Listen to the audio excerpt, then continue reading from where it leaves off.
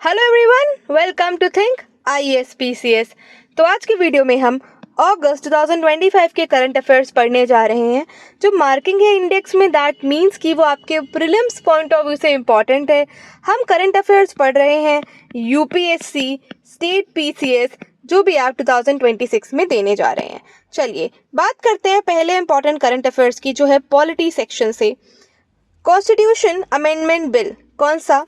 130वां amendment bill. ये क्या बात करता है? ये यही बात करता है कि कोई भी प्राइम मिनिस्टर, चीफ मिनिस्टर या और भी मिनिस्टर्स जो स्टेट, सेंट्रल या दिल्ली से हैं, उनको हटाया जा सकता है। आपने सही सुना, हटाया जा सकता है। क्यों हटाया जा सकता है?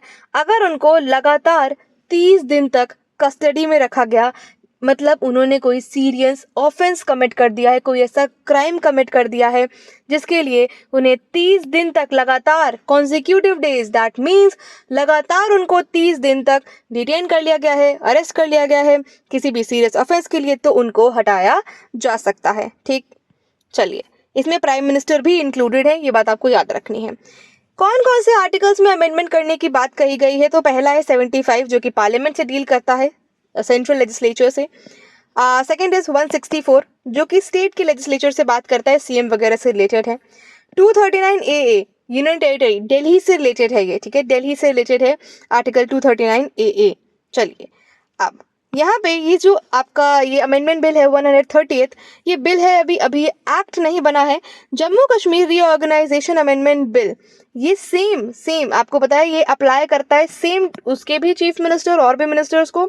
तो कोई भी ऐसी जगह नहीं है जो एक्सक्लूड करी गई है, सारी जगह यहाँ पे इंक्लूडेड है। और ये सारे के सारे बिल्स जो हैं, ये जॉइंट पार्लियामेंट्री कमेटी को रेफर कर दिए गए थे। अब ग्राउंड्स क्या हो सकते हैं रिमूवल के? ऐसे ही वेगली तो नहीं हटाया जा सकता। ग्राउंड्स हैं union minister, chief minister, state minister. Remove कैसे हो सकते हैं? अगर उनको अरेस्ट कर लिया जाए, डिटेन कर लिया जाए 30 कॉन्जिक्यूटिव डेज के लिए, कोई ऐसा ऑफेंस उन्होंने कमिट कर लिया है जो कि पनिशेबल है 5 या मोर देन 5 ईयर्स की इम्प्रिजनमेंट से, मतलब 5 या 5 साल से ज़्यादा की सज़ा अगर उसमें होती है, इस तरीके का कोई क्राइम करा है, तो उनको रिमूव करा जा सकता है। ये बिल जो है ये प्राइम मिनिस्टर तक को एक्सटेंड करता है, अप्लाई होता है प्राइम मिनिस्टर तक। देखो प्रोसीजर क्या है रिव्यू का, ये हमारे एग्जाम पॉइंट ऑफ व्यू से इंपॉर्टेंट है ही नहीं, ठीक है। प्रीलिम्स में तो यहाँ से क्वेश्चन बनना नेग्लिजिबल है, क्योंकि यहाँ से बनेगा भी कैसे? Union minister except prime minister, president remove कर सकते हैं किसी भी मिनिस्टर को on the advice of prime मिनिस्टर ऑन द 31st डे। भाई 30 दिन तक तो उनको इस तरीके से लगातार होना चाहिए, देन 31st डे हटाया जा सकता है on the advice of prime minister. If no advice, minister ceases office automatically, ठीक है। अगर कोई एडवाइस नहीं है तो मिनिस्टर जो वो सीज कर जाएगा office. State minister except CM। अब आप देखो यहाँ पे PM, CM और दिल्ली के भी CM को यहाँ पे एक्सक्लूड करा गया है, ठीक। तो ये बात आपको याद रखनी है। और बात क्या कही गई है? बात कही गई है 31st डे की, क्योंकि 30 दिन तक तो उन्हें लगातार डिटेन या अरेस्ट करा ही जाएगा। बहुत सारे आर्ग्यूमेंट्स थे बिल के फेवर में और बहुत सारे आर्ग्यूमेंट्स जो थे वो अगेंस्ट थे, ठीक है, अगेंस्ट थे। चलिए कुछ लीगल फ्रेमवर्क अभी भी एग्जिस्ट करता है। जो अपना RPA है 1951 का, ये डिस्क्वालीफाई करता है जो लेजिस्लेटर्स होते हैं अगर उनको कन्विक्ट कर लिया गया है किसी भी क्राइम के लिए। और आपको मैं एक बात बताऊं, आप चाहे UPSC के लिए तैयारी कर रहे हैं, स्टेट PCS के लिए तैयारी कर रहे हैं, जो मैंने अपडेटेड आई दृष्टि पढ़ाई थी, ठीक है, ये तो मैं आपको पढ़ा रही हूँ, जो मैंने अपडेटेड आई दृष्टि पढ़ाई थी उसमें सितंबर तक के करंट अफेयर हैं। सितंबर तक के करंट अफेयर मैंने हर सेक्शन को, एक एक सेक्शन को कवर करा है। उसमें आपको इंटरनेशनल अफेयर्स अलग से वीडियो, साइंस एंड टेक अलग से, एनवायरमेंट अलग से, वो भी इंग्लिश में पढ़ाया था। उसकी प्लेलिस्ट का मैं आपको जो लिंक है वो डिस्क्रिप्शन बॉक्स में दे दूंगी, आप डेफिनेटली वहां से जाकर के वो चेकआउट कर सकते हैं। इसी तरह के करंट अफेयर्स आपको वहां देखने को मिलेंगे, यही न्यूज़ है, तो वो भी एक बार पढ़ लेंगे तो ऑन द गो आपको रिवाइज हो जाएंगी चीज़ें सितंबर तक। बहुत वे फॉरवर्ड है भाई, इंटरिम सस्पेंशन है, पार्टी रोल है। और हाँ, आपको एक बात बताऊं, जो आई दृष्टि में हमने पढ़ा था, हाँ, लिली थॉमस केस है, Manoj Narula PIL public interest litigation जो है फाउंडेशन उसका रखा गया, इलेक्शन कमीशन ऑफ इंडिया, ठीक है, ये सारी चीज़ें तो ठीक है। बट ये जो बिल है ये परमानेंट डिस्क्वालिफिकेशन की बात नहीं करता है, ये बात आपको याद रखनी है। ये बिल परमानेंट डिस्क्वालिफिकेशन की बात नहीं करता है। Promotion and regulation of online gaming act, आपको पता है जो गवर्नमेंट है वो ऑनलाइन गेमिंग को प्रमोट करने की बात कर रही है, ठीक है। बट बैन क्या चीज कर रही है, आप ये बात आपको ध्यान देनी है, जो मनी गेम्स होते हैं, ठीक है, जैसे आपने देखा होगा Dream11, रमी सर्कल वगैरह, ये सारे जो गेम्स थे ना, ये सारे जो गेम्स थे उनको हटाने की बात कर रही है, उनको बैन करने की बात कर रही है। बट अदर जो ऑनलाइन गेम्स है उनको प्रमोट करने की बात करती है यहाँ पे। भाई एडिक्शन हो जाता है, लॉस हो जाता है, मेंटल हेल्थ को भी डैमेज पहुंचता है, डिसऑर्डर हो जाते हैं, ठीक है। ये बात आपको याद रखनी। ई स्पोर्ट को प्रमोट करना है क्योंकि कॉम्पिटिटिव डिजिटल स्पोर्ट है, ठीक है। टूर्नामेंट्स वगैरह कराओ आप, इंडियन प्लेयर्स, ये सारी चीज़ें यहाँ पे दे रखी हैं। Online social games, online money games promote करना है ई स्पोर्ट्स को, ठीक है। ये सारी चीज़ें ई स्पोर्ट्स। अब इसमें BGMI भी देख सकते हो, कुछ लोग खेलते होंगे ये वाला गेम, मैंने कभी नहीं खेला। नेशनल स्पोर्ट्स गवर्नेंस एक्ट, अब ये एक्ट है तो automatically it becomes important for your exam point of view, because bill भी इंपॉर्टेंट होता है, बट आप रूल्स देखो, ऑर्डर्स देखो, सर्वेज, ये सारे एग्जाम पॉइंट ऑफ व्यू से इतने इंपॉर्टेंट नहीं होते हैं। तो प्रेसिडेंट ने असेंट दे दिया है ये बिल को, नेशनल स्पोर्ट्स गवर्नेंस बिल को। अब स्पोर्ट्स रेगुलेशन जो है वो स्टेट ज्यूरिसडिक्शन में आते हैं, ठीक है। ये स्टेट लिस्ट में है, ये बात आपको याद रखनी है। तो आप कुछ चीज़ें देखो कि फॉरेस्ट कौन सी लिस्ट में आता है, पुलिसिंग कौन सी लिस्ट में है, रेलवेज कौन सी लिस्ट में है। 7 शेड्यूल में 3 लिस्ट का मेंशन करा गया। हमारे कॉन्स्टिट्यूशन में 12 शेड्यूल्स हैं, ठीक है। तो 7 शेड्यूल में लिस्ट का मेंशन करा गया। एक आपकी सेंट्रल लिस्ट है, स्टेट लिस्ट है, देन कॉन्करेंट लिस्ट है, जिसमें दोनों ही सेंटर और स्टेट मिलकर के लॉज बना सकती है। तो जो स्टेट है, जो स्पोर्ट्स है, that is under the state list, ठीक है। रेगुलेटरी बॉडीज आपको पता है, मिनिस्ट्री ऑफ यूथ अफेयर्स, ये Sai, sports authority of India, Indian Olympic association and national sports federation.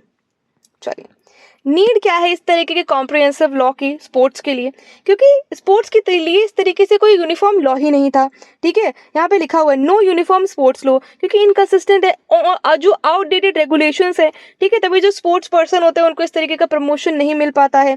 Politicians को स्पोर्ट्स की बहुत लिटिल नॉलेज है, ठीक। फीफा को सस्पेंड कर दिया गया था, देखो एक्सटर्नल इंटरफेरेंस की वजह से। ओलंपिक बिड, ये सारी चीज़ें आप देखो। India's bid for 2036 Olympics by aligning with the Olympic charter, ठीक है। ये बात आपको याद रखनी है बस, बाकी ऐसा कुछ खास नहीं है इसमें, जितना था वो मैं बता चुकी हूँ।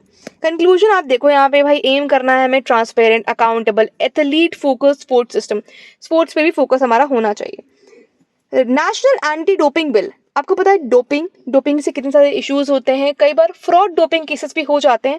अभी आपने रिसेंट में देखा होगा एक केस, तो अगर आपको याद आ रहा है तो आप लोग मुझे कमेंट सेक्शन में बता सकते हैं।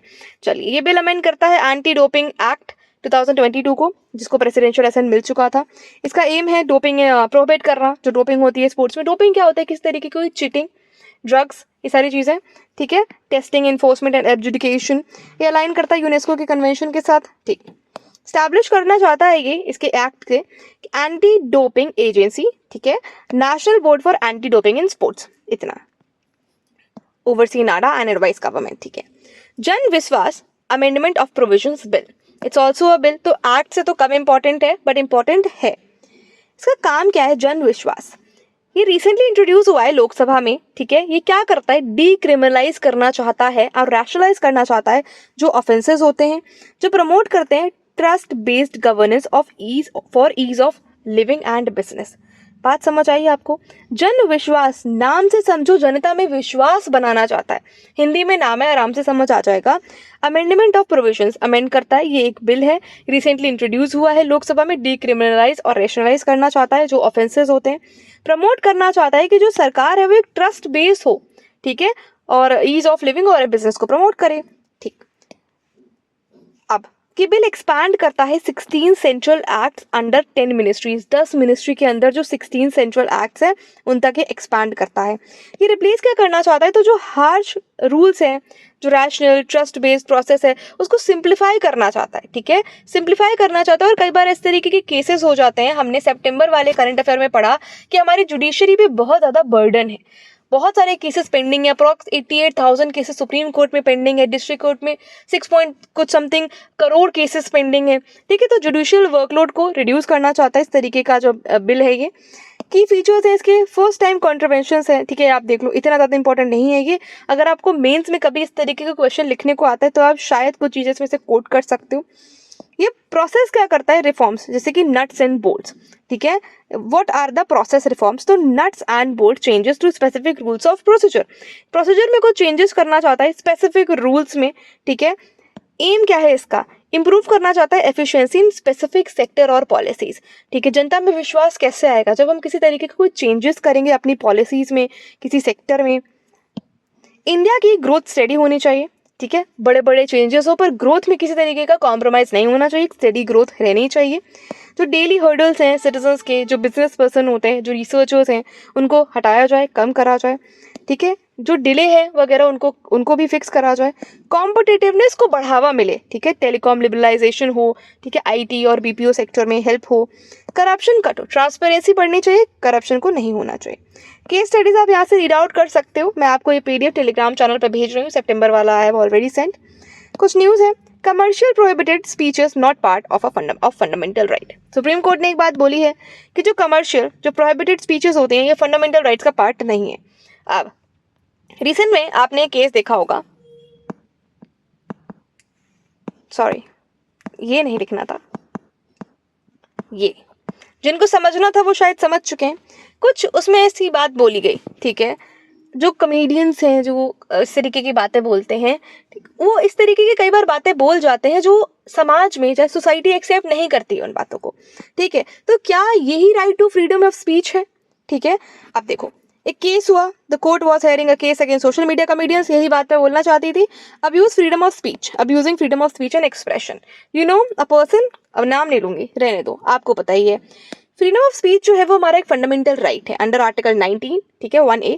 एक्सक्लूड, ये आप देखो, article 19 sub clause 1 sub clause A exclude करता है कमर्शियल एंड प्रोहिबिटेड स्पीच, जो इसमें हेट स्पीच, हेटरेड, वॉयलेंस, किसी भी एक ग्रुप, किस तरीके की स्पीच बोलेगी। आप सबने ऑलमोस्ट देखा ही होगा उस तरह का वीडियो। तो जो इन्फ्लुएंसर्स हैं विद फॉलोअर्स, उनको रिस्पॉन्सिबिलिटी है उनकी। देखो, इन्फ्लुएंस हमें अच्छी चीज़ों से होना चाहिए, बुरी चीज़ों से हमें इन्फ्लुएंस नहीं। तो आप अगर इन्फ्लुएंसर हैं तो आप इस तरीके की कोई चीज़ बताइए जिससे जनता में सुधार आए, लोग समझें।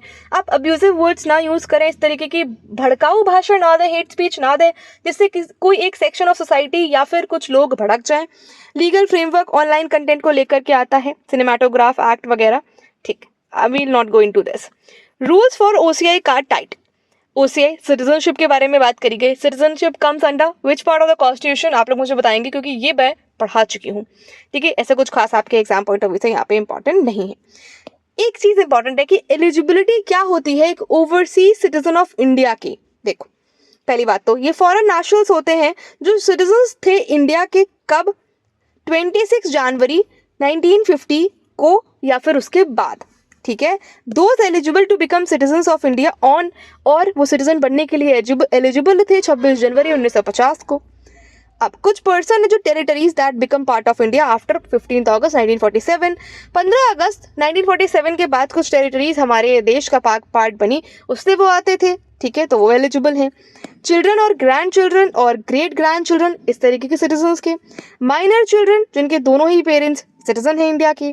स्पाउस हो, मतलब उनका हस्बैंड, वाइफ, फियांसे, ठीक है, इंडियन या OCI सिटीजन हो, ठीक है, उनको रजिस्टर्ड मैरिज होनी चाहिए एटलीस्ट 2 ईयर्स तक के लिए।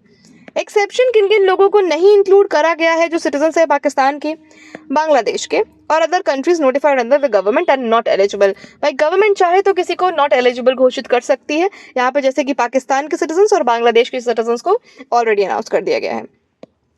रिसेंट में vice president of India Jagdeep Dhankhar, x vice president, उन्होंने रिजाइन कर दिया। उसके बाद हमारे जो नए वाइस प्रेसिडेंट बनते हैं उनका नाम है राधाकृष्ण, CP राधाकृष्ण जी, ठीक। तो ये बात आपको याद रखनी। ये आई दृष्टि में I already taught all these things.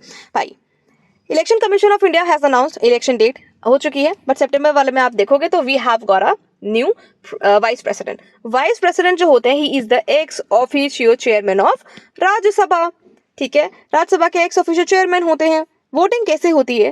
Proportional representation by means of single transferable vote, secret ballot से होती है, बैलेट पेपर पे सीक्रेटली वोट करा जाता है। इलेक्टोरल कॉलेज आप देख लीजिए, 6782 मेंबर्स हैं, कहाँ से? लोकसभा और राज्यसभा से। इलेक्टेड प्लस नॉमिनेटेड, मतलब पूरा का पूरा पार्लियामेंट जो है पार्टिसिपेट करता है वाइस प्रेसिडेंट के इलेक्शन में। 5 साल का इनका टर्म होता है और जैसे ही वैकेंसी होने वाली हो उससे पहले ही जो है इलेक्शन करा लिया जाते हैं, और वैकेंसी अगर होने वाली है या कुछ टर्म्स है तो पहले इलेक्शन करा ले जाते हैं, इतना आपको याद रखना। नॉमिनेशन कैसे होता है? तो 20 प्रपोजर्स और 20 सेकेंडर्स इन्हें चाहिए होते हैं, 15,000 का डिपॉजिट करना पड़ता है। Voting election commission of India, मतलब जो इलेक्शंस है वो इलेक्शन कमीशन ऑफ इंडिया कराती है। क्या आप में से कोई बता सकता है कि इलेक्शन कमीशन ऑफ इंडिया और किस किस के इलेक्शन कराती है? क्या पंचायत के इलेक्शन कमीशन ऑफ इंडिया करवाती है? एनीबडी जो वीडियो देख रहे हैं, एलिजिबिलिटी भाई सिटीजन होने चाहिए इंडिया के, एटलीस्ट 35 ईयर्स ऑफ एज होनी चाहिए, एंड ही और she must be qualified for the election to the Rajya Sabha, ठीक है, राज्यसभा के चुनाव के लिए वो एलिजिबल होने चाहिए, क्वालिफाइड होने चाहिए। नेशनल कोऑपरेटिव डेवलपमेंट कॉर्पोरेशन, भाई यूनियन कैबिनेट ने अप्रूव कर दिया है एक central sector scheme granted aid to national cooperative development corporation, ठीक। आपके एग्जाम पॉइंट ऑफ व्यू से आपको कोऑपरेटिव्स देखना ज़्यादा इंपॉर्टेंट है, ठीक। मैंने डीपीएसपी भी आपको पढ़ाई, ठीक है, डीपीएसपी में क्या मैंने कहीं पे कोऑपरेटिव्स की बात करी थी, अगर आप लोगों में से कोई बता पाए मुझे तो, ठीक है। फंडामेंटल राइट्स में भी मैंने आपको बताया था कोऑपरेटिव्स के बारे में, क्या आपने ध्यान से सुना था वो लेक्चर? नहीं तो डेफिनेटली अब यहाँ पे आप देख लो, आर्टिकल 275, 282 डिस्क्रिशनरी ग्रांट्स और 275 स्टैट्यूटरी ग्रांट्स की बात करता है। यहाँ पे ग्रांट एंड एड जो भी पेमेंट्स वगैरह होती है गवर्नमेंट जो है और असिस्टेंस वगैरह डोनेशंस में प्रोवाइड कराती है, तो ये सारी चीज़ें यहाँ पे हुई है। Coming on to the international current affairs, अब fair and representative global order, BIMSTEC के बारे में आपने डेफिनेटली सुना होगा, ठीक है। अब इंडिया के जो एक्सटर्नल अफेयर्स मिनिस्टर हैं, आप सब उनको जानते ही हैं, उन्होंने fair and representative global order at the first BIMSTEC traditional music festival, BIMSTEC का ट्रेडिशनल म्यूजिक फेस्टिवल होता है। ये न्यूज इतनी ज्यादा इंपॉर्टेंट नहीं है जितना इंपॉर्टेंट बिम्स्टेक है आपके एग्जाम पॉइंट ऑफ व्यू से। आप पीवाईक्यूज उठा के देख लो, बिम्स्टेक से क्वेश्चन बना है। बिम्स्टेक का full form bay of Bengal initiative for multi sectoral technical and economic cooperation. इसके मेंबर कंट्रीज कौन कौन से हैं? तो BBINSMT, आपको इस तरीके से याद रखना है, BBINSMT। इंडिया मेंबर है, हाँ इंडिया मेंबर है। Bangladesh, Bhutan, India, Nepal, Sri Lanka, Myanmar and Thailand. तो ये साउथ एशियन नेशंस का एक तरीके से ग्रुपिंग है, यहाँ पे आप देख लो, ठीक। तो इसका जो पहली बिम्स्टेक ट्रेडिशनल म्यूजिक फेस्टिवल होता है उसमें हमारे जो एक्सटर्नल अफेयर्स मिनिस्टर हैं, EAM है, वो अर्ज करते हैं, एक तरीके से यहाँ पे बात करते हैं। वे फॉरवर्ड क्या है? फेयर रिप्रेजेंटेटिव ग्लोबल ऑर्डर हो भाई, मल्टीलेटरल रिफॉर्म्स हो, G4 नेशन जैसे कि ब्राजील, जर्मनी, इंडिया, जापान, ये G4 कंट्रीज हैं, ठीक। परमानेंट सीट की डिमांड करते हैं, P5 में इनको मेंबरशिप चाहिए UNSC की। India strategy in Indian ocean, भाई एक ही ऐसा इकलौता ओशन है जो किसी कंट्री के नाम पे है, that is Indian ocean. India की क्या स्ट्रैटेजी है? इंडिया जो है इवैल्यूएट करना चाहता है, evaluation of India's Indian ocean strategy. Parliamentary committee on external affairs ने टेबल करी है ये रिपोर्ट लोकसभा में। रिपोर्ट का नाम है evaluation of India's Indian ocean strategy. If you guys think कि मैं थोड़ा सा फास्ट हूँ, आप लोग मुझे कमेंट सेक्शन में बता सकते हो, तो जब मैं और प्रीवियस ईयर्स के करंट अफेयर्स करूंगी, पढ़ाऊंगी आपको, तो मैं अपनी स्पीड स्लो कर सकती हूँ। बल्कि आप रिवाइज कर रहे हैं यार, हम सारी चीज़ें हमारी दृष्टि में ऑलरेडी पढ़ चुके हैं, बट नहीं पढ़ा है आपने, वहाँ से आप जाकर के डेफिनेटली देख लेना। देखो, इंडिया ओशन जो है वो थर्ड लार्जेस्ट ओशन है और होम है 1/3 ऑफ द ग्लोबल पॉपुलेशन का। पूरे वर्ल्ड की पॉपुलेशन का 1/3 ऑफ द पॉपुलेशन यहीं रहती है इंडियन ओशन के आसपास। थर्ड लार्जेस्ट ओशन है, बहुत ज़्यादा ट्रेड होता है यहाँ पे, इंडिया की लाइफ लाइन है, ठीक। स्ट्रैटेजिक असेट्स आपको यहाँ देखने को मिलता है, एक्सक्लूसिव इकोनॉमिक जोन है हमारा। इंडिया की स्ट्रैटेजी क्या है? इंडिया की नेबरहुड फर्स्ट पॉलिसी है, सागर इनिशिएटिव जो security and growth for all in region, और महासागर जो इनिशिएटिव है 2025 में आता है, ये डॉक्ट्राइन ये इंडिया की ही है। सिक्योरिटी भी है, हमारा सिक्योरिटी थ्रेट भी होता है कई बार चाइना की पर्ल्स पॉलिसी से, या फिर चाइना जो हार्बर जो है वहाँ पे डेवलपमेंट कर रहा है दूसरी कंट्रीज़ में, एक तरीके से अपने बेसिस बना रहा है, ठीक। तो ये सारी चीज़ें, डिजास्टर रिलीफ, ह्यूमैनिटेरियन असिस्टेंस भी हम प्रोवाइड करते हैं और भी कंट्रीज़ को, जैसे कि ऑपरेशन सद्भाव जब म्यांमार में हमने करा, Laos, Vietnam after typhoon Yagi, ठीक है, जब टाइफून यागी आया तो ऑपरेशन सद्भाव। अभी रिसेंट में हमने करंट अफेयर पढ़ा है, म्यांमार में ऑपरेशन ब्रह्मा चला है इंडिया में। आप ये मुझे बताएंगे कमेंट बॉक्स में कि किस तरह की कैलामिटी थी वहाँ पे, क्या अर्थक्वेक था वहाँ पे, टाइफून आया, साइक्लोन आया, कुछ भी आया, आप लोग बताएंगे। महासागर इनिशिएटिव का जो फोकस है that is on maritime leadership, maritime capabilities, global south को स्ट्रेंथन करना है, मैरीटाइम सिक्योरिटी के टाइज बढ़ाने हैं, ऑपरेशनल इफेक्टिवनेस बढ़ानी है, ठीक है। जॉइंट ट्रेनिंग वगैरह जो हम लोग करते हैं, एक्सरसाइजेज आप देखते हैं वेरियस कंट्रीज के साथ हम करते हैं, मालाबार एक्सरसाइज हो गई, बहुत सारी नेवल एक्सरसाइजेज हम लोग करते हैं। Important multilateral platforms, Indian ocean rim association, ठीक है। तो जो इंडियन ओशन रिम एसोसिएशन है इसमें 23 मेंबर्स हैं, रीजनल ग्रुपिंग है, इकोनॉमी, सेफ्टी और एनवायरनमेंट को बढ़ावा देने के लिए, ठीक है, इन पे ध्यान देने के लिए। अब IUNS इंडियन ओशन नेवल सिनॉप्सिज्म, ये भी हमने पढ़ा है सितंबर के करंट अफेयर में, ये अगस्त का है, ठीक है, और पहले के पढ़ रहे हैं। Naval corporation among littoral states, littoral states वो स्टेट्स होता है जो इस ओशन से, इस वाटर बॉडी से बाउंड्री शेयर कर रहे हैं, ठीक है। इंडो पैसिफिक ओशंस इनिशिएटिव, ठीक है। क्वाड नेशंस कौन कौन से हैं, ठीक है। बताइए आप लोग, इंडिया मेंबर है क्वाड कंट्रीज का? यस, इंडिया मेंबर है। बाकी के मेंबर आप लोग मुझे कमेंट सेक्शन में बताएंगे। सर्च करिए आप लोग अभी, तुरंत वीडियो पॉज करिए, गूगल पे जाइए, अगर आपको नहीं पता है तो सर्च करिए members of the quad countries. ठीक, मैंने बता दिया, एक और कंट्री बता, जापान है क्वाड कंट्री का मेंबर। क्वाड्रिलेटर कैसा होता है? ऐसा होता है। तो मैंने आपको बता दिया, अब दो की जिम्मेदारी आपके ऊपर है। हाफ होमवर्क मैंने आपके लिए कर दिया, half you have to do. BIMSTEC we have already taught about. Indian Ocean Commission, ये economy, environment, maritime security, India एक ऑब्जर्वर कंट्री है इसमें यहाँ पे, ठीक है। इंडियन ओशन कमीशन में इंडिया एक ऑब्जर्वर कंट्री है, you have to remember this. भाई एक कॉम्प्रिहेंसिव प्लान बनाओ, बेटर एग्जीक्यूट करो ये सारी चीज़ों को। ग्रीन महासागर, हर चीज़ पे आपको पता है सस्टेनेबिलिटी की तरफ फोकस है। ब्लू इकोनॉमी को प्रमोट करने की बात कर रहे हैं, मेरीटाइम स्ट्रेंथ को प्रमोट करने की बात करें। कल्चरल डिप्लोमेसी, ठीक। Association of south east Asian nation, हम इतना बड़ा आसियान की बात कर रहे हैं यहाँ पे सीधे सीधी, ठीक है। Association of south east Asian nations में आसियान की बात कर रहे हैं। तो अभी under strain due to the great power rivalry, trade tensions, shifting Indo Pacific order, requiring reforms and deeper partnership. अब ये कुछ भी इंपॉर्टेंट नहीं है आपके लिए, आपके लिए इंपॉर्टेंट है आसियान के मेंबर्स, इंडिया मेंबर है या फिर नहीं है। भाई साउथ ईस्ट एशियन नेशंस की बात है, इंडिया मेंबर नहीं है यहाँ पे, इंडिया साउथ ईस्ट नेशंस में नहीं आता है। तो ये साउथ ईस्ट नेशन का एक रीजनल ग्रुपिंग है जिसका फॉर्मेशन बैंकॉक डिक्लेरेशन से होता है, ठीक है। बैंकॉक में होता है आसियान डिक्लेरेशन से 1967 में, ठीक है। 1967 में बैंकॉक में होता है आसियान डिक्लेरेशन से। इसका एम है इकोनॉमिक और कल्चरल प्रोग्रेस करना, peace, stability, rule of law, trade में कोऑपरेशन, एजुकेशन में, एग्रीकल्चर में, इंडस्ट्री में। Secretariat you must remember it's in Jakarta Indonesia. Jakarta Indonesia में इसका सेक्रेटेरिएट है। याद करो बिम्स्टेक, याद करो कि कौन कौन से मेंबर्स मैंने आपको उससे बताए थे, BBINSMT, याद कर लेना, दिस इज बिम्स्टेक। मेंबर्स इसके 10 नेशंस हैं जो फाउंडर्स हैं, these are Indonesia, Malaysia, Philippines, Singapore, Thailand.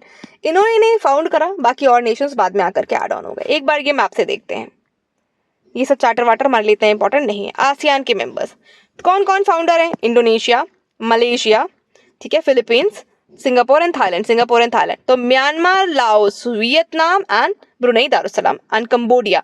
ये वाला आप चीज देखो ना, ये पूरा साउथ ईस्ट एशियन नेशंस है और इन्होंने ही मिलकर के बनाया है आसियान, ठीक है। आसियान अपने को प्रमोट करने के लिए, ठीक। तो Laos is a landlocked country, you must no. बाकी सब आप इसमें देखोगे तो कहीं ना कहीं से बॉर्डर शेयर कर रहे हैं वाटर बॉडी से, ठीक। बट लाओस जो है that is a landlocked country. तो ये एक बड़ा सारा क्वेश्चन बनता है यहाँ से बड़े सारे एग्जाम्स में कि कौन सी एक लैंडलॉक्ड कंट्री। तो Laos you must remember is a landlocked country. Threats हो रहे हैं आसियान को, ठीक है। यूएस चाइना टेंशंस वगैरह की वजह से बेल्ट एंड रोड इनिशिएटिव जो है चाइना का, इंडो पैसिफिक स्ट्रैटेजी, जिस तरीके से चाइना जो है अपनी यहाँ से यूज़ कर रहा है बेसिकली अपनी पावर को, ठीक है, अपने डेट वगैरह दे करके वहाँ के लोगों, वहाँ की गवर्नमेंट को बेसिस बना रहे हैं, अपने क्रेडिबिलिटी क्राइसिस है यहाँ पे, ठीक। फिर वे फॉरवर्ड ये अपग्रेड करो। अब आया विजन जो हमारा 2045 का जो विजन है, ठीक है, अपग्रेड करना है इस विजन से कि अब 20 ईयर्स तक का जो हम विजन लेकर के चल रहे हैं, कुछ इस तरीके से प्लान्स बनाएं पॉलिटिकल, सिक्योरिटी और इकोनॉमिक बढ़ावा देने के लिए। कोऑपरेट करें लाइक माइंडेड पार्टनर्स के साथ, जिस तरीके से ये सोचते हैं इस तरीके से, और कौन कौन सी कंट्रीज जो है सोचती है अपने डेवलपमेंट को लेकर के, हमें इस तरीके से प्लानिंग करनी चाहिए। फॉर्मली कंसल्ट करें क्वाड कंट्रीज के साथ। क्वाड कंट्रीज, ठीक है, मैंने आपको बता दिया, 2 मेंबर्स क्वाड के बता दिए, बाकी आप लोग बताएं। How can India deal with the shift of ASEAN centrality, ठीक है भाई, सिंक्रोनाइज करो एफर्ट्स साथ साथ में, क्योंकि भाई ये वही कंट्रीज हैं जो आप एक तरीके से इंडियन ओशन से कहीं ना कहीं से बॉर्डर शेयर कर रही हैं, ठीक है। इंडो पैसिफिक ओशंस इनिशिएटिव है, आसियान का आउटलुक फॉर इंडो पैसिफिक, ठीक है। इंडिया से कहीं ना कहीं इंडियन के साथ ट्रेड तो करता ही है अच्छे खासे लेवल पे, ठीक है। एक्सप्लोर करो, ठीक है, सब रीजनल ग्रुपिंग्स, जिस तरीके से IURA है, बिम्स्टिक है, IMT है। बिम्स्टिक में आपने मेंबर देखा होगा T, मतलब थाईलैंड जो है बिम्स्टिक का मेंबर है, ठीक। फिर आप इम्प्लीमेंट टूरिज्म वर्क प्लान करो, टूरिज्म वगैरह बढ़ाइए यहाँ पे। चलिए, India Philippines strategic partnership. Recent में इंडिया और फिलीपींस के डिप्लोमेटिक रिलेशंस के, डिप्लोमेटिक टाइज के 75 ईयर्स, 75 साल कंप्लीट हो गए हैं। एंड यहाँ पे बात स्ट्रेंथन करने की करी जा रही है, जो इंडिया की लुक ईस्ट पॉलिसी है, एक्ट ईस्ट पॉलिसी है। देखो, बायलैटरल ट्रेड जो है एक्सीड करा है हमारा $3.05 billion in the past year. People to people ties हम बढ़ाएं तो डायस्पोरा है, इंडिया अप्रॉक्स जो है अराउंड 1.2 लाख इंडियंस फिलीपींस में रहते हैं। साइबर सिक्योरिटी, काउंटर टेररिज्म करने के लिए हम कुछ कोलैब करें एक साथ में। मेरी टाइम फोकस करें कि मेरी टाइम हम जो एक्सरसाइजेस वगैरह करते हैं अवेयरनेस फैलाएं। देन ब्लू इकोनॉमी पे प्रमोट करें। देखो, फिलीपींस एक आइलैंड नेशन है, हमें फोकस करना चाहिए सस्टेनेबल ओशन बेस्ड इंडस्ट्रीज पे, श्रिम्प पे, ठीक है। साइंस एंड टेक्नोलॉजी में हम कोऑपरेट कर सकते हैं। कन्वर्जेंस है इंडिया पैसिफिक रिलेशंस का, भाई डिफेंस टाइज है ग्रोइंग। मिसाइल डील हुई है, ब्रह्मोस मिसाइल डील हुई है, आप यूएस डॉलर देख लो 375, इतना इंपॉर्टेंट नहीं है, बट मिसाइल डील हुई है। कौन सी मिसाइल को लेकर के? तो ब्रह्मोस मिसाइल को लेकर के इंडिया और फिलीपींस के बीच में एक डील हुई है। यूरेशियन इकोनॉमिक यूनियन आप यहाँ पे देख लो, ये करंट अफेयर है, शायद नीचे दिया, हाँ ये रखा। चलिए, UN India global capacity building initiative, UN और इंडिया के बीच में एक तरीके से ग्लोबल कैपेसिटी को बढ़ाने के लिए इनिशिएटिव लॉन्च हुआ है। कब हुआ है? तो it was launched by India and the UN in September 2023। 2 साल पहले इस तरीके का एक इनिशिएटिव लॉन्च हुआ था। ऑब्जेक्टिव यही है कि एक्सपीरियंस और एक्सपर्टीज शेयर करो ग्लोबल साउथ के साथ, ताकि वो भी अपने आप को डेवलप कर सकें, सस्टेनेबल डेवलपमेंट की तरफ फोकस करो। 17 एसडीजी है हमारे पास, ठीक है, और इनसे एवरी ईयर क्वेश्चन बनता है, तो यू हैव टू रटाफाई ऑल दीज 17 एसडीजी। आपको 1 से लेकर के 17 तक सारे के सारे एसडीजी जो है रटे हुए होने चाहिए। कोई भी आपसे उठा करके पूछ ले कि भाई 13 में क्या है, क्लाइमेट चेंज किस में है, नो पॉवर्टी किस में है, ठीक है, तो आपको पता होना चाहिए। यूरेशियन इकोनॉमिक यूनियन, भाई इंडिया और जो यूरेशियन इकोनॉमिक यूनियन है उसने कुछ साइन करा है। क्या साइन करा है? Terms of reference, formally starting FTA free trade agreement negotiations, long term trade cooperation framework को बढ़ाने के लिए करा है। इसके बेनिफिट्स होंगे, हमें ऑब्वियसली बेनिफिट्स होंगे। ट्रेड एक्सपांड करेगा हमारा, मार्केट एक्सेस मिलेगी इंडियन एक्सपोर्टर्स को। यूएस टैरिफ लगा रहा है, आपको पता है, देयर इज चाचा हमारे, ठीक है, तो आपको पता होना चाहिए कि वो टैरिफ वगैरह लगा रहे हैं हमारे पास। वैसे तो बहुत अच्छी बात करके चले गए, बातें हो गई, बट उसके बाद टैरिफ लगा दिया। फिर एनर्जी पार्टनरशिप, रशिया जो है सप्लाई करता है 35 to 40% of India's oil imports. Russia is our friend, ठीक है। अबाउट यूरेशियन इकोनॉमिक यूनियन के बारे में कुछ बात कर लेते हैं। तो इंटरनेशनल इकोनॉमिक इंटीग्रेशन ऑर्गेनाइजेशन कैसे बनी है? तो ट्रीटी हुई, EU के बीच में ट्रीटी हुई। ये क्या है? इसी की बात करी जा रही है अबाउट यूरेशियन इकोनॉमिक यूनियन के बारे में। इनेबल करता है free movement of goods, services, capital and labour. 4 चीज यहाँ पे हैं। आपसे मान लो कभी मन बन गया यूपीएससी का, स्टेट पीसेस का, तो एक हटा दिया, गलत ऑप्शन दे दिया यहाँ पे, ठीक है। तो गुड्स है, सर्विसेज है, कैपिटल है और लेबर है। You have to remember this. इसके मेंबर्स एक बार देख लो यहाँ पे, Russia, Kyrgyzstan, Kazakhstan, Belarus and Armenia. Armenia Azerbaijan peace agreement, भाई इनको चाहिए था नोबेल प्राइज। ये हर जगह पीस एग्रीमेंट करा रहे थे। पहले उन्होंने ऑपरेशन सिंदूर के बाद इंडिया पाकिस्तान में कराया, सीज फायर कराया। अब ये एक डिस्प्यूटेड रीजन है, माउंटेनियस रीजन है आर्मेनिया और अजरबैजान के बीच में, जिसका नाम है नोगार्नो कारबाख रीजन, ठीक है। ये एक डिस्प्यूटेड रीजन है इन दोनों एरियाज के बीच में, इन दोनों कंट्रीज के बीच में। वहाँ पे हमारे जो डोनाल्ड ट्रम्प साहब है, उन्होंने इन दोनों के बीच में शांति समझौता करा दिया। यहाँ पे लिखा है नोगार्नो कारबाख रीजन है, डिस्प्यूटेड है, माउंटेनियस रीजन है, बस। ये है अजरबैजान, ये है आर्मेनिया। ये रीजन है जो डिस्प्यूटेड है। देखो, लैंड डिस्प्यूट बड़े सारे कंट्रीज में होता है। इसराइल देख लो, डिस्प्यूट है। इंडिया पाकिस्तान डिस्प्यूट है। नेपाल इंडिया डिस्प्यूट है। बांग्लादेश इंडिया, कुछ ना कुछ डिस्प्यूट तो रहता ही है, ठीक। तो ये है नोगार्नो कारबाख वाला रीजन जो अजरबैजान और आर्मेनिया के बीच में डिस्प्यूटेड है। अलास्का समिट, अलास्का वो जगह है जो रशिया ने पहले यूएसए को बेच दी, अब पछताता है, क्योंकि वो एक बहुत ही ज्यादा मिनरल रिच रीजन है और यूएसए अब उसका अच्छी मात्रा में फायदा उठा रहा है। तो अलास्का समिट होती है, जो प्रेसिडेंट है यूएसए के और रशिया के मिलते हैं अलास्का में। जो सीज फायर होती है रशिया यूक्रेन के वॉर में, उसके बारे में बात करने के लिए, क्योंकि इनको वहां पे भी कराना है, शांति समझौता कराना है वहां पे। भाई 1867 में purchase from Russia under the Alaska treaty. US ने रशिया से 1867 में अलास्का को बाय कर लिया था। जगह को खरीदा बेचा जा सकता है। भाई ये जो जगह है, ठीक है, मैरीटाइम बाउंड्रीज आप देख लो यहाँ पे, बिफोर सी, ये इंपॉर्टेंट है यार, ये इंपॉर्टेंट है। मैं इसको मार्क करना भूल गया, बट ये इंपॉर्टेंट है क्योंकि बाउंड्रीज काफी बार पूछता है यूपीएससी। मैरीटाइम बाउंड्रीज इंक्लूड करती है Beaufort Sea, Arctic Ocean in the north, Gulf of Alaska in Pacific Ocean in the south, Bering Sea in the west and Chukchi in the north west. ये जो reason है ना, जाना जाता है अपने ऑरोरा बोरियालिस, जिसको हम लोग नॉर्दर्न लाइट्स बोलते हैं, और ये विजिबल होती हैं अक्रॉस एवालिस्ट एरिया से आपको देखने को मिल जाती हैं। Asia Pacific institute for broadcasting development, India has been elected as the chairman, ठीक है, इंडिया को इलेक्ट कर लिया गया as the chairman of the executive board of AIBD, Asia Pacific institute of broadcasting development. 23rd general conference में जब Thailand में होती है, तो इंडिया को इलेक्ट कर लिया गया as a next chairman. Secretariat इसका कहाँ पे है? Asia Pacific institute of broadcasting development का तो Kuala Lumpur is in Malaysia. Kuala Lumpur कहाँ पे है? मलेशिया में। इसको फाउंड कब करा गया था? इन द ईयर 1977, ठीक है, अंडर द ऑस्पाइसेस ऑफ यूनेस्को, ठीक। मेंबर्स इसके हैं 92 कंट्रीज, 92 ऑर्गेनाइजेशन फ्रॉम 45 कंट्रीज। ये याद रखना, मेंबर्स अगर कंट्री में पूछा जाए, मान लो कभी पूछा जाता है, तो 45 कंट्रीज, बट 92 ऑर्गेनाइजेशंस हैं इन 45 कंट्रीज में से। इंडिया जो है इस ब्रॉडकास्टिंग जो भी है ये ब्रॉडकास्टिंग डेवलपमेंट इसका फाउंडिंग मेंबर है। This is must to remember कि India is the founder member of AIBD। India जो है इसका फाउंडिंग मेंबर है। ब्रॉडकास्टिंग भाई मतलब प्रसार भारती टाइप, ठीक है। तो इंडिया का Prasar Bharati India public service broadcaster है जो रिप्रेजेंट करता है इन सब चीज़ों को। अब कुछ कन्फ्लिक्ट एरियाज पढ़ेंगे कुछ न्यूज़ में जो है। गाजा हमेशा ही रहता है न्यूज़ में, ठीक है। कहाँ है ये गाजा? ये इजराइल है अगर तो ये है गाजा, ये वाला एरिया है गाजा। इधर है इजिप्ट, इधर है मेडिटेरेनियन सी। ये है क्या है? ये है पैलेस्टीन। यहाँ क्या है? यहाँ है डेड सी। यहाँ क्या है? Golan Heights, sea of Galilee यहीं देखने को मिलेगा। ये क्या है? Jordan river. ये क्या है? जॉर्डन, ठीक है। इधर क्या है? यहाँ क्या है? Gulf of Aqaba. यहाँ क्या है? रेड सी। ऊपर क्या है? हिजबुल्ला, लेबनन, ठीक है। सीरिया ये है यहाँ पे। तो आपको ये सारी चीज़ें कंट्रीज पता होनी चाहिए। जो गाजा है वो बॉर्डर करता है इसराइल को नॉर्थ ईस्ट में और इजिप्ट को साउथ वेस्ट में। आपको पता है ना, इस साइड आपको इजिप्ट देखने को मिलेगा वेस्ट में। सूडान का Darfur region, Darfur, Khartoum, south, ये ब्लू नाइल स्टेट्स। अब ये न्यूज़ इतनी ज़्यादा इंपॉर्टेंट नहीं हो सकती, बट आपके लिए ये इंपॉर्टेंट हो सकता है कि ब्लू नाइल और व्हाइट नाइल मिलकर के खार्तूम जो सूडान की कैपिटल है वहाँ से बनती है दुनिया की सबसे लॉन्गेस्ट नदी जिसको हम लोग बोलते हैं नाइल। और बस ये इंपॉर्टेंट है आपकी, नाइल कहाँ जाती है? मेडिटेरेनियन सी में, ठीक है। तो खार्तूम जो है दैट इज इंपॉर्टेंट और Darfur region you must know that is in Sudan, ठीक है। सिविल वॉर वगैरह की वजह से ये न्यूज़ में रहता है। मिडिल ईस्ट हो, अफ्रीका हो, these are always in news for some of the other reason.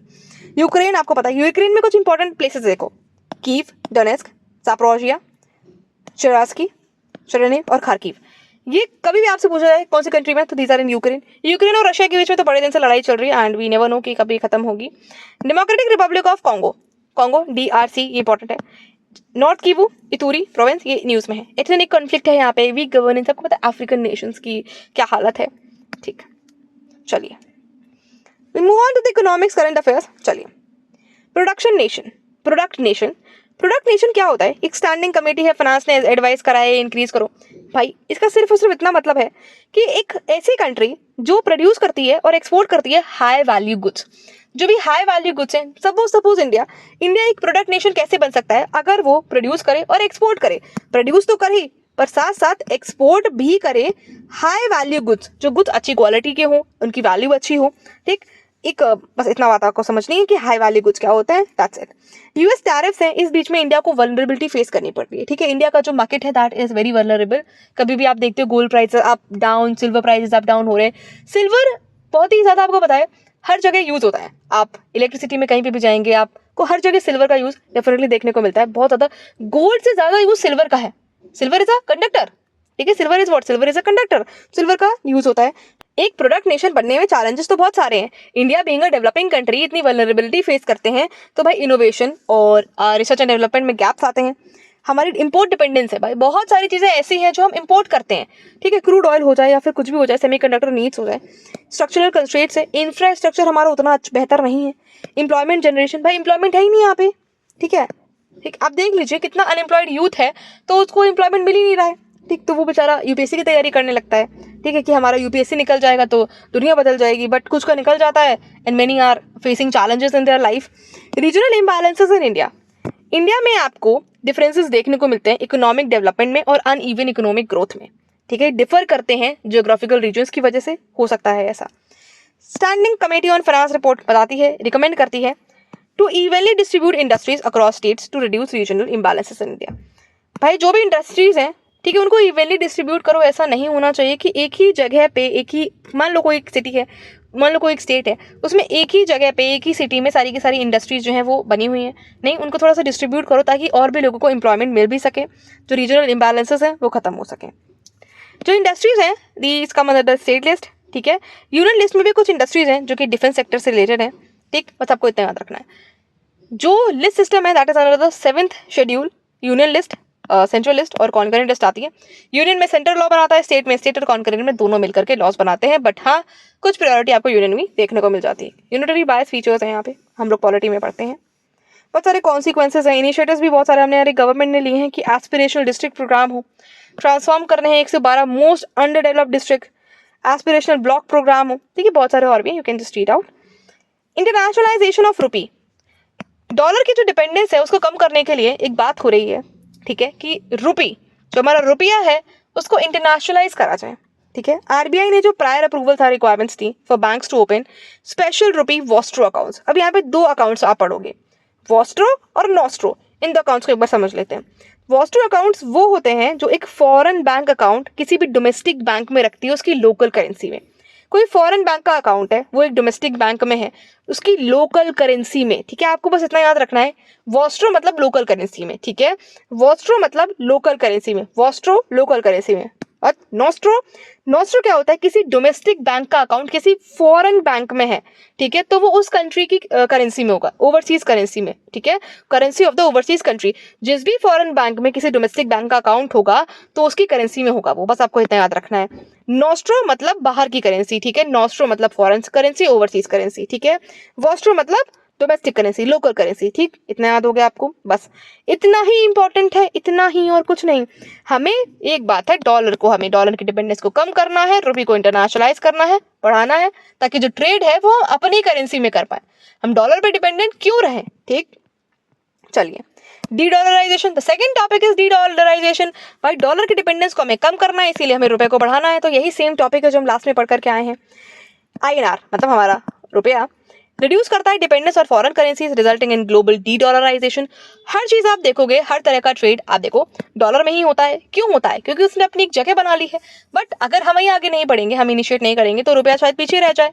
तो हमें रुपए को आगे बढ़ाना है, इंटरनेशनलाइज करना है, ताकि ट्रेड और कंट्रीज रुपए में करे, ठीक है। डॉलर ही क्यों भाई, रिसेंट इनिशिएटिव है डी-डॉलराइजेशन को लेकर के, ब्रिक करेंसी बनाने की बात करी जा रही है। Brazil, Russia, India, China, BRICS nation जो है, साउथ अफ्रीका भी, और भी कंट्रीज एड ऑन हो गई है, ठीक है। तो एक अपनी करेंसी बनाने की बात करेंगे, ठीक है। चलिए, fiscal responsibility and budget management, इतना लंबा नहीं, एफआरबीएम एक्ट की बात हो रही है यहाँ पे, ठीक है। अब जो हमारे कैग होते हैं, पहली बात तो कैग कौन से आर्टिकल में, आपके एग्जाम पॉइंट ऑफ व्यू से ये इंपॉर्टेंट है कि जो कैग हैं वो आर्टिकल 148 में आते हैं। And he is the friend philosopher and guide of pack. What is pack? Pack is public accounts committee. तो पब्लिक अकाउंट्स कमेटी के फ्रेंड फिलोसोफर और गाइड होते हैं comptroller and auditor general of India. इन्होंने highlight करी है अपनी report में क्या, कुछ फिस्कल इनकंसिस्टेंसीज, ठीक है, कुछ इनकंसिस्टेंसीज हैं, फिस्कल इनकंसिस्टेंसीज और ट्रांसपेरेंसी इश्यूज भी हैं, ठीक है, जो government complies with the FRBM act, ठीक। जो एफआरबीएम एक्ट है 2003 का है, ये इंश्योर करता है फिस्कल डिसिप्लिन, लॉन्ग टर्म में स्टेबिलिटी हो, और मैंडेट करता है annual CAG compliance review. CAG का रिव्यू होना जरूरी है एनुअली, ठीक। अब यहाँ पे कुछ मैक्रो इकोनॉमिक फ्रेमवर्क है, statement, medium term fiscal policy statement, fiscal policy strategy statement, कोई मतलब नहीं है इसका, एग्जाम में आता हो तो मैं जरूर बताऊंगी। कुछ की फाइंडिंग्स है, कैग की रिपोर्ट जो है कुछ बात कहती है। जो डेट टू जीडीपी है that peaked at 6.38 in the year 2021 financial year, but decline to 57% in the year 2024। जो डेट सस्टेनेबिलिटी है ये इंडिकेट करती है भाई पॉजिटिव हुई है, पास्ट ईयर में पॉजिटिव थी। इंटरेस्ट पेमेंट हमारे बढ़ गए हैं, 35.35 ऑफ रेवेन्यू रिसिप्ट्स। बजट में जब आपको पढ़ाती है तो मैं बताती हूँ, रेवेन्यू एक्सपेंडिचर होता है, रेवेन्यू रिसिप्ट होती है, कैपिटल एक्सपेंडिचर है, कैपिटल रिसिप्ट है, सारी बातें वहाँ हम करते हैं। और इकोनॉमिक्स से मोस्टली या तो कुछ पॉलिसीज से क्वेश्चन आता है या तो कुछ स्टैटिक से आएगा, ठीक है, जो आपकी एनसीईआरटी फुलफिल करती है। बाकी सारा जो पोर्शन है that comes from the current affair specially budget, the economic survey, the new policy that are being launched, या फिर किसी पॉलिसी के 10 इयर्स कंप्लीट हुए, 5 इयर्स कंप्लीट हुए, इस तरीके की कोई न्यूज़ जो है वो पूछी जाती है। Blue economy, anything and everything related with the water, ठीक है, फॉर ट्रांसफॉर्मिंग, पोल्यूशन को हटाना, प्रमोट करना फिशरीज को, सारी की सारी चीज़ें जो है that comes under the blue economy.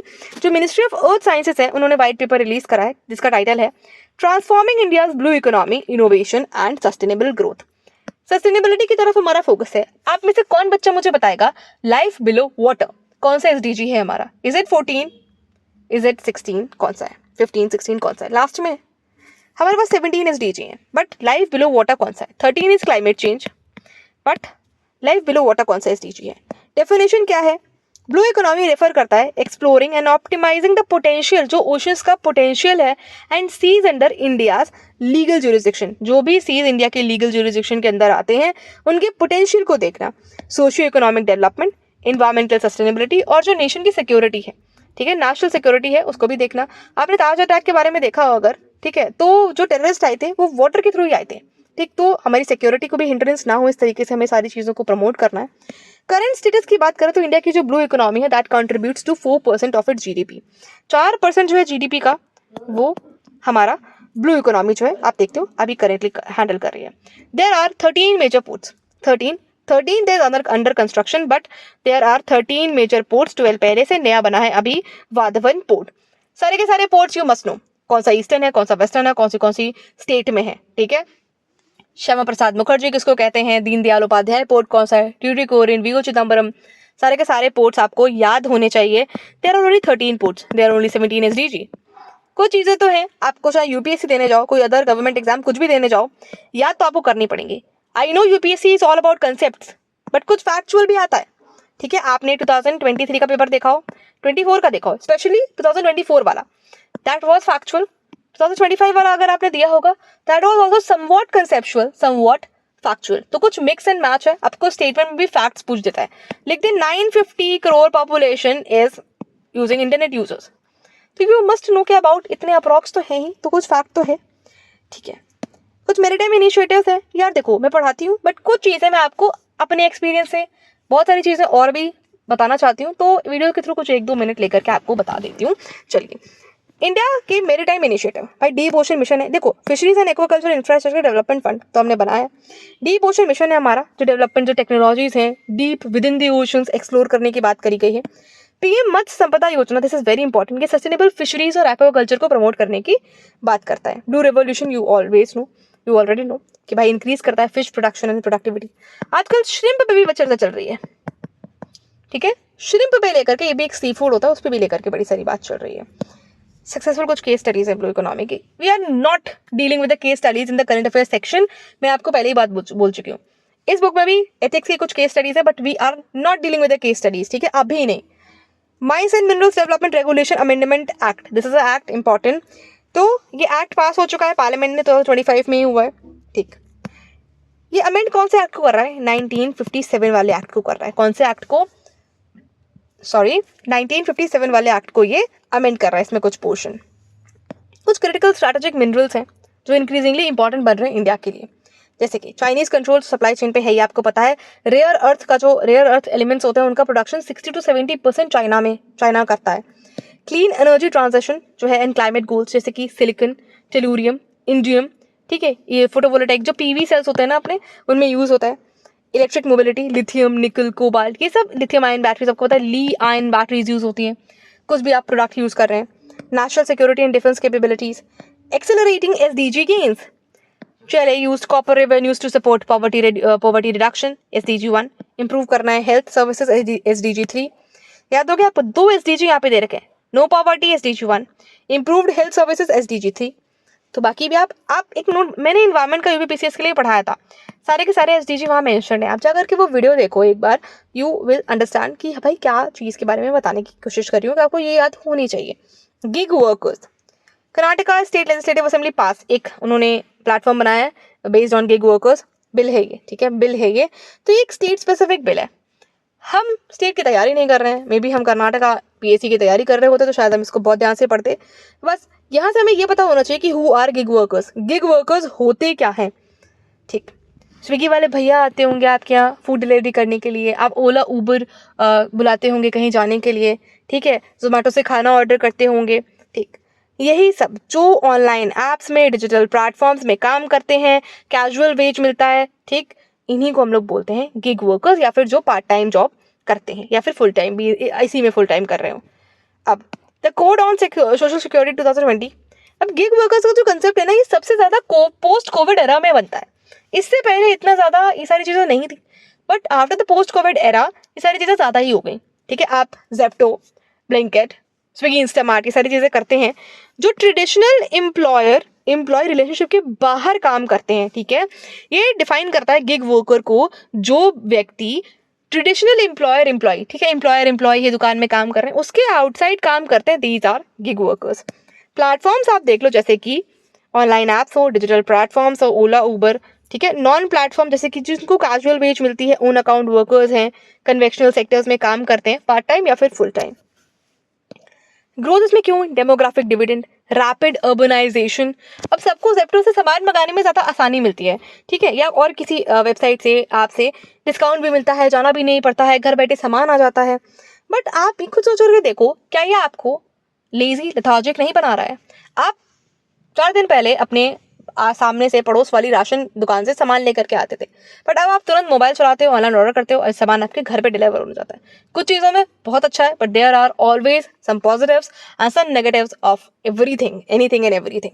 Challenges तो हैं ही भाई, सोशल सिक्योरिटी नहीं है उनको, इनफॉर्मल प्लेटफॉर्म्स है, ठीक है। आपको बारिश पड़ रही हो, आप कुछ भी मौसम कैसा भी हो, आपके स्विगी वाले जोमेटो वाले भैया आते हैं, डिलीवर करते हैं, ठीक।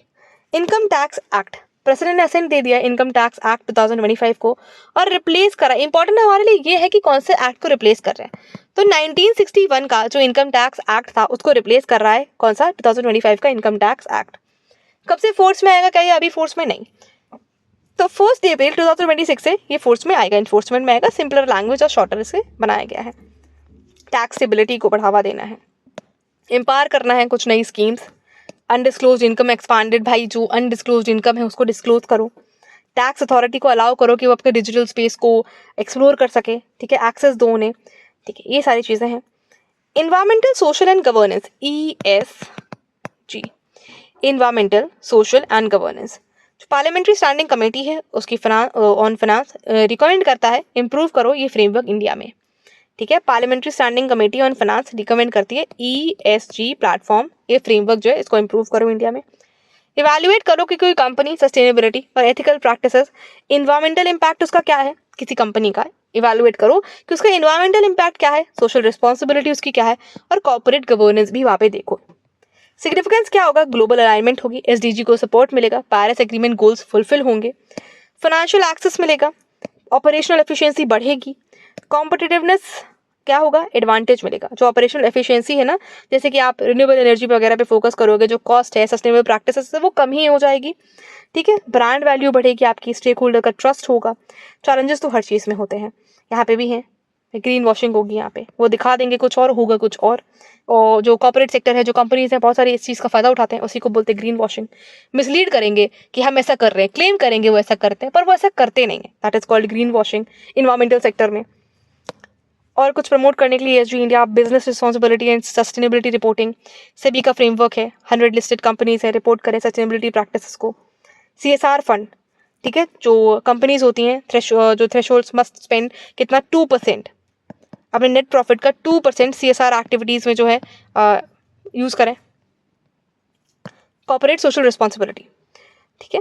कॉम्पिटिशन कमीशन ऑफ इंडिया, तो स्टैंडिंग कमेटी ऑन फाइनेंस जो है उसने एक रिपोर्ट पब्लिश करी है जिसका टाइटल है evolving role of competition commission of India in the economy, particularly the digital landscape. Digital landscape में प्रमोट करने की बात करी जा रही है कॉम्पिटिशन को। स्टैब्लिशमेंट कब हुआ था इसका, तो इन the year 2003 under competition act 2002। Operational कब से, 2009 से है। मिनिस्ट्री आपको पता है falls under the ministry of corporate affairs, ठीक। बाकी आप रिट आउट कर लेना। कॉम्पोजिशन इसमें 6 मेंबर होते हैं बस। रोल क्या है, एलिमिनेट करता है प्रैक्टिसेस जो कि एडवर्स इफेक्ट डालती हैं कंपटीशन में। भाई फ्री एंड फेयर कंपटीशन होना चाहिए।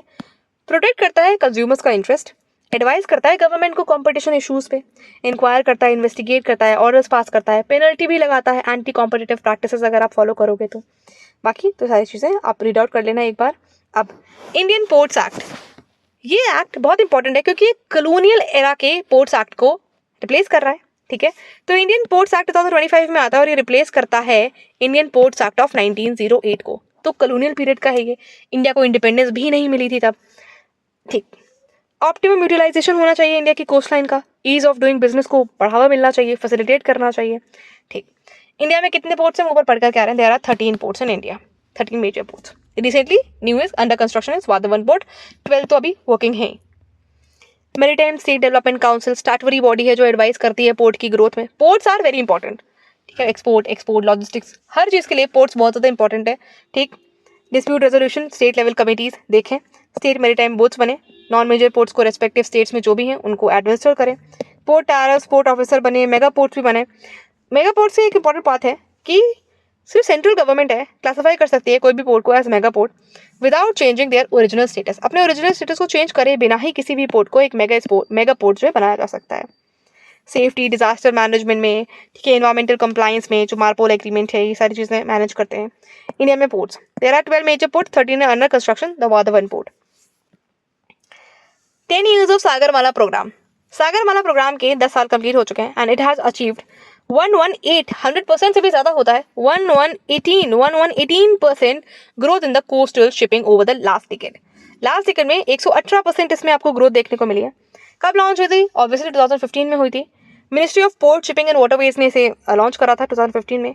काम था बूस्ट करना इकोनॉमिक डेवलपमेंट को। इंडिया की जो कोस्ट लाइन है दैट इज 11098 किलोमीटर, ठीक है, 11,098 किलोमीटर इंडिया की कोस्ट लाइन है। एंड नेविगेबल वाटरवेज है 14,500 किलोमीटर तक का। देखो की ऑब्जेक्टिव यही है, लॉजिस्टिक्स कॉस्ट को रिड्यूस करना। आपको पता है अगर हम किसी वाटरवेज वगैरह से बेचते हैं तो कॉस्ट कम लगती है, समय ज़्यादा भले ही लग जाता है।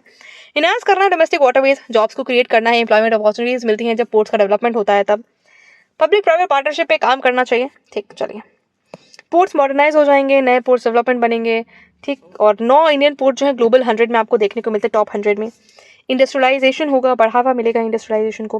प्रधानमंत्री ग्राम सड़क योजना, पार्लियामेंट्री स्टैंडिंग कमेटी ने रिपोर्ट करिए फ्लैग कराई कि भैया स्लो प्रोग्रेस है, प्रोग्रेस कम है अंडर द वर्क ऑफ प्रधानमंत्री ग्राम सड़क योजना in the left wing extremism affected areas. जो भी एरियाज लेफ्ट विंग एक्सट्रीमिज्म से ग्रस्त हैं वहाँ पे जो प्रधानमंत्री ग्राम सड़क योजना है उसमें स्लो प्रोग्रेस देखने को मिली है। इंपॉर्टेंट ये है कि कब इसका लॉन्च हुआ था, तो पहली बात तो इन द ईयर 2000 दिसंबर प्रधानमंत्री ग्राम सड़क योजना का लॉन्च होता है।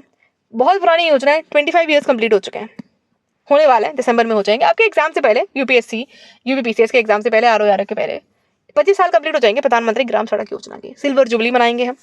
मिनिस्ट्री ऑफ रूरल डेवलपमेंट के अंदर आती है ये। सेंट्रली स्पॉन्सर्ड स्कीम है, मतलब कुछ शेयर सेंटर देती है, कुछ शेयर स्टेट देगा, ठीक। ऑल वेदर रोड कनेक्टिविटी को प्रमोट करना है हमें, प्रोवाइड करनी है जो भी अनकनेक्टेड रूरल हैबिटेट्स हैं, पॉवर्टी एलिविएट करनी है क्योंकि हमें पॉवर्टी को हटाना है।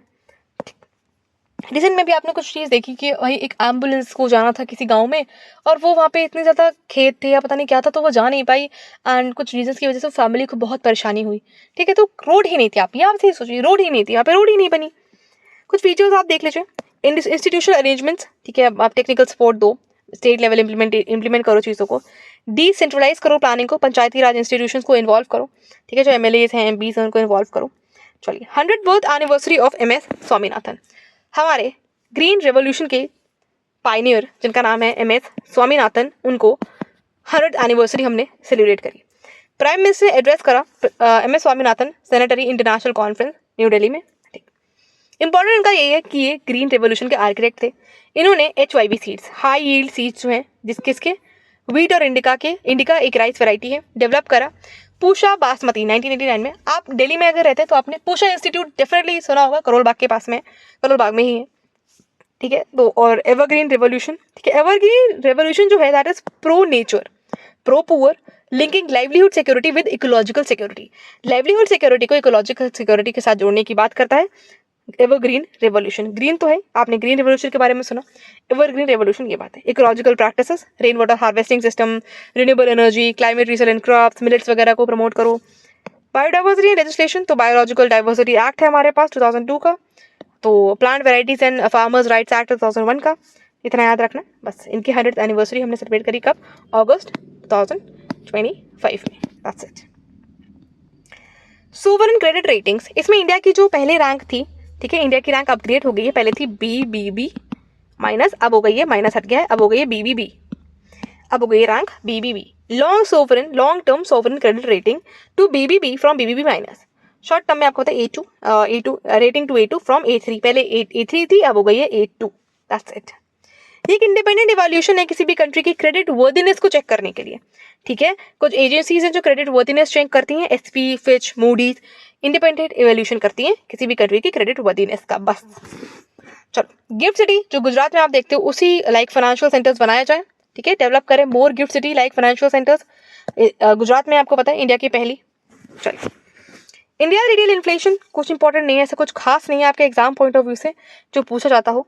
RBI free AI vision for financial sector, हर कोई AI के बारे में बात करे तो देन व्हाई नॉट RBI, तो RBI भी सर फ्रेमवर्क वगैरह लेकर के आ रहा है, free AI FREE AI ensure करना है safe, fair and accountable AI adoption. India के जो फाइनेंशियल सेक्टर है उसमें 7 सूत्र हैं यहाँ पे दे रखे हैं, ठीक है, कुछ ज़्यादा एग्जाम पॉइंट ऑफ व्यू से इंपॉर्टेंट नहीं है, बट एक बार आपने रीड आउट कर लिया उतना ही बहुत है। RBI टाइटन्स को लेंडिंग नॉर्म्स, जो को लेंडिंग नॉर्म्स है उनको RBI जो है वो अच्छे से मैनेज कर रहा है, ठीक है।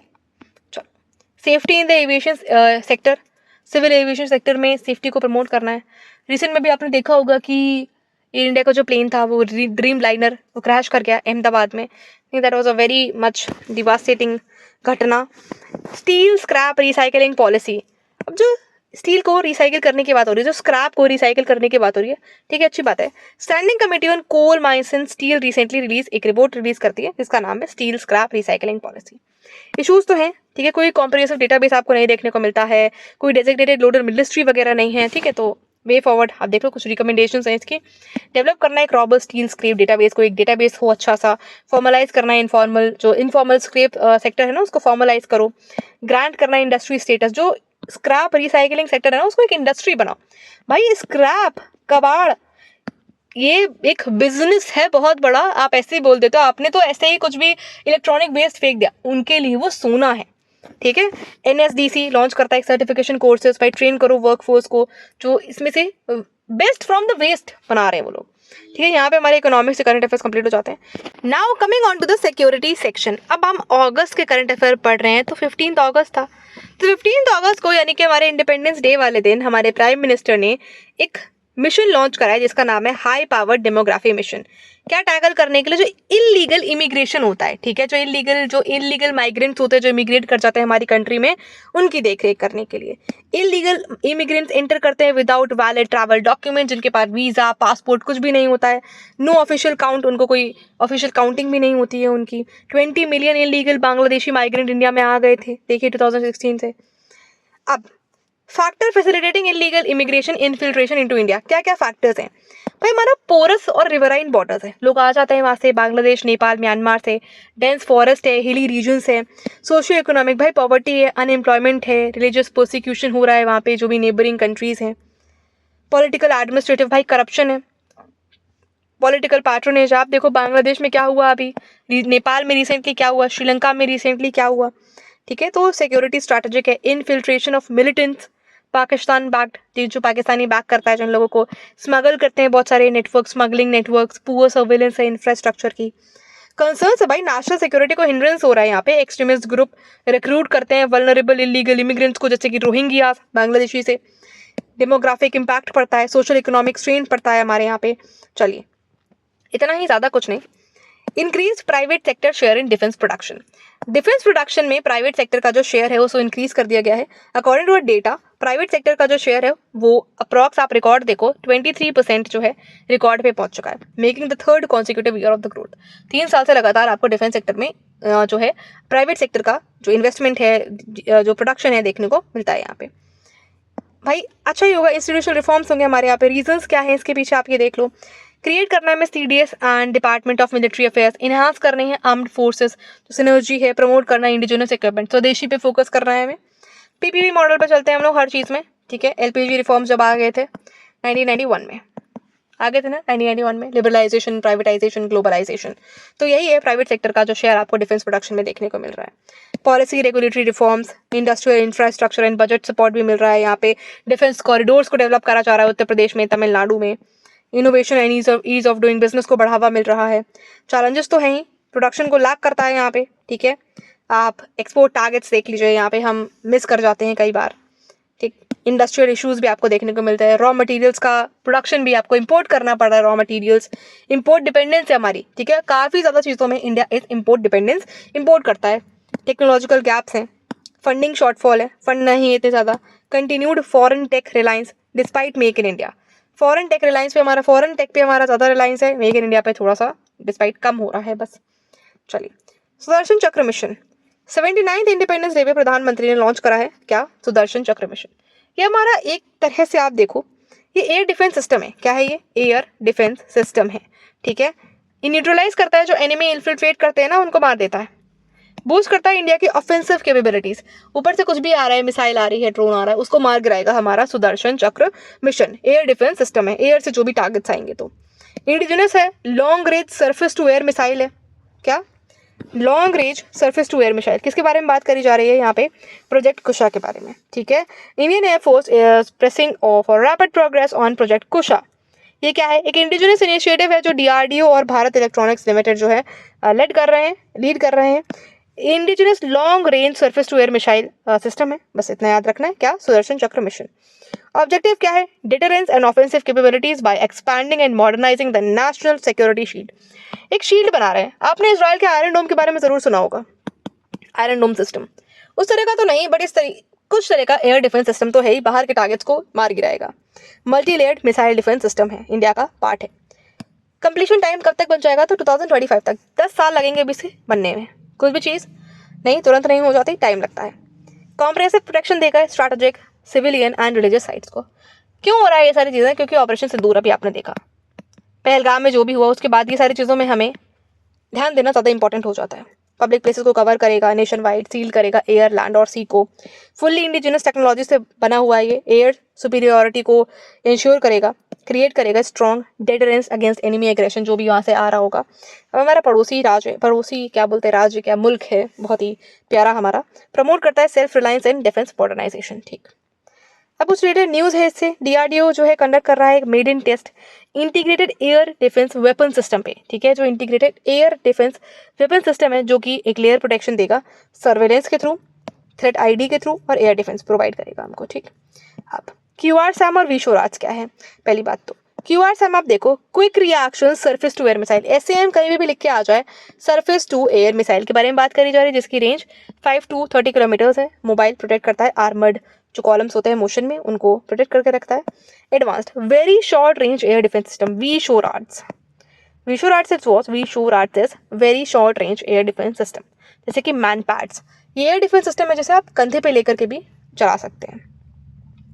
अग्नि 5, इंडिया ने सक्सेसफुली टेस्ट कर लिया है अग्नि 5 को। IRBM बैलिस्टिक मिसाइल है ये। IRBM से आप समझ गए होंगे, BM का क्या मतलब है? बैलिस्टिक मिसाइल है। ठीक है, और ये strategic forces command, under the strategic forces command, जो मैनेज करते हैं नेशंस का न्यूक्लियर आर्सेनल। जो भी न्यूक्लियर आर्सेनल है उसको ये मैनेज करते हैं। पहली बात तो अग्नि 5 क्या है, इससे क्वेश्चन बन जाता है यार, यूपीएससी और स्टेट पीसीएस हो, इस तरह से क्वेश्चन बन जाता है। अग्नि 5 क्या है? अग्नि 5 जो है surface to surface ballistic missile है, जो कि 3 स्टेज सॉलिड फ्यूल्ड इंजन है। लिक्विड फ्यूल्ड नहीं यूज करा गया है, लिक्विड फ्यूल नहीं है इसमें, सॉलिड फ्यूल का यूज करा गया है। और ये बैलिस्टिक मिसाइल है जिसमें 3 स्टेज है। ठीक है, फ्यूल की 3 स्टेजेस हैं, सॉलिड फ्यूल का यूज करा गया है, सरफेस टू सरफेस है। रेंज इसकी 5000 प्लस किलोमीटर। रेंज कितनी है? 5000 प्लस किलोमीटर है। ठीक है, मिसाइल डेवलपमेंट प्रोग्राम और डीआरडीओ के मिसाइल डेवलपमेंट प्रोग्राम के अंतर्गत अग्नि, पृथ्वी, त्रिशूल, नाग और आकाश डेवलप करे जाते हैं। सिग्निफिकेंस आप देखिए, मूव टेक्नोलॉजी जो मूव केपेबल है, ठीक है, उनको स्टेटस प्रोवाइड करता है। इंडिया को भी स्टेटस मिल गया, जैसे कि यूएस, रशिया, चाइना और फ्रांस को मिला हुआ है। चलिए स्टार्ट करते हैं एनवायरमेंट का पहला topic without wasting any time. E mobility. EVs पे आपको पता है जो इलेक्ट्रॉनिक व्हीकल्स हैं उस पर बहुत ज़्यादा फोकस करा जा रहा है। तो इसी के फॉर्मेट में नीति आयोग ने एक रिपोर्ट रिलीज करी है जिसका नाम है unlocking a $200 billion opportunity electronic vehicles in India. ये रिपोर्ट है, पहली है इंडिया इलेक्ट्रॉनिक मोबिलिटी इंडेक्स। ठीक है, इंडिया इलेक्ट्रॉनिक मोबिलिटी इंडेक्स है ये एक तरह का। ठीक है, नीति आयोग ने रिलीज करा है, आपको ये याद रखना है। किसके साथ? कुछ वर्ल्ड रिसोर्सेज इंस्टीट्यूट है, उनके साथ मिलकर के इसके इंडिकेटर्स 16 इंडिकेटर्स हैं इसमें। ट्रांसपोर्ट इलेक्ट्रिफिकेशन, चार्जिंग इंफ्रास्ट्रक्चर और इलेक्ट्रॉनिक व्हीकल्स में किस तरीके से रिसर्च एंड डेवलपमेंट करा जा सकता है। कुछ कैटेगरीज हैं, अचीवर्स, फ्रंट रनर्स, परफॉर्मर्स। ठीक है, अब इलेक्ट्रॉनिक व्हीकल्स के बारे में, ये बैटरी ईवीज भी होती हैं, हाइब्रिड भी, आपको फ्यूल सेल ईवीज भी, प्लग इन हाइब्रिड ईवीज भी मिल जाती हैं। स्टेटस इसका देखो, 2.08 मिलियन जो है इलेक्ट्रॉनिक व्हीकल्स की सेल हुई थी 2024 में। बेनिफिट इसके बहुत सारे हैं। जीरो टेल पाइप एमिशन है, एमिशन इससे बहुत कम होता है, बिल्कुल जीरो होता है। एनर्जी एफिशिएंसी है, ठीक है, पेट्रोल और डीजल कार्स के कंपैरिजन में। रिड्यूस्ड ऑयल इंपोर्ट्स है, अगर हम इलेक्ट्रॉनिक व्हीकल्स पे शिफ्ट करते हैं तो जो हम क्रूड ऑयल इंपोर्ट करते हैं उस पर हमारी डिपेंडेंसी थोड़ी कम हो जाएगी। यूज़र कन्वीनियंस है, आप घर पे चार्ज कर सकते हैं, बैटरी स्वैप कर सकते हैं। नॉइज़ रिडक्शन है, नॉइज़ पोल्यूशन भी कम होता है। लो रनिंग है और मेंटेनेंस कॉस्ट भी इसकी कम आती है। चैलेंजेस तो बहुत सारे ही हैं, आप एक बार रीड आउट कर लेना। कुछ गवर्नमेंट के इनिशिएटिव्स देखते हैं। PM ई ड्राइव स्कीम, ई व्हीकल्स को सपोर्ट करते हैं, चार्जिंग इंफ्रास्ट्रक्चर को इनिशिएट करते हैं, इंफ्रास्ट्रक्चर बनाते हैं।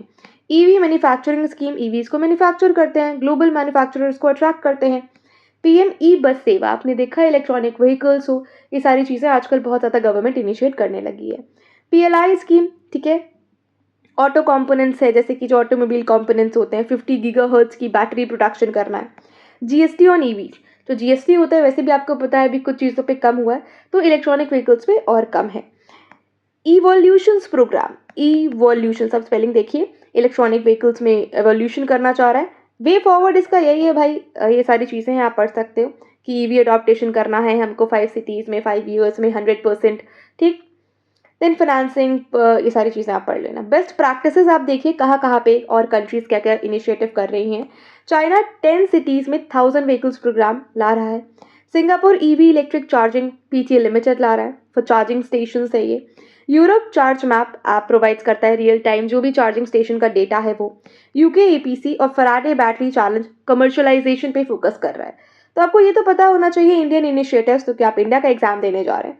But for mains examination it is also important कि आप अगर इस तरीके से इलेक्ट्रॉनिक व्हीकल्स पे कोई क्वेश्चन आता है तो आप इन कंट्रीज़ के इनिशिएटिव्स को कोट कर सकते हैं।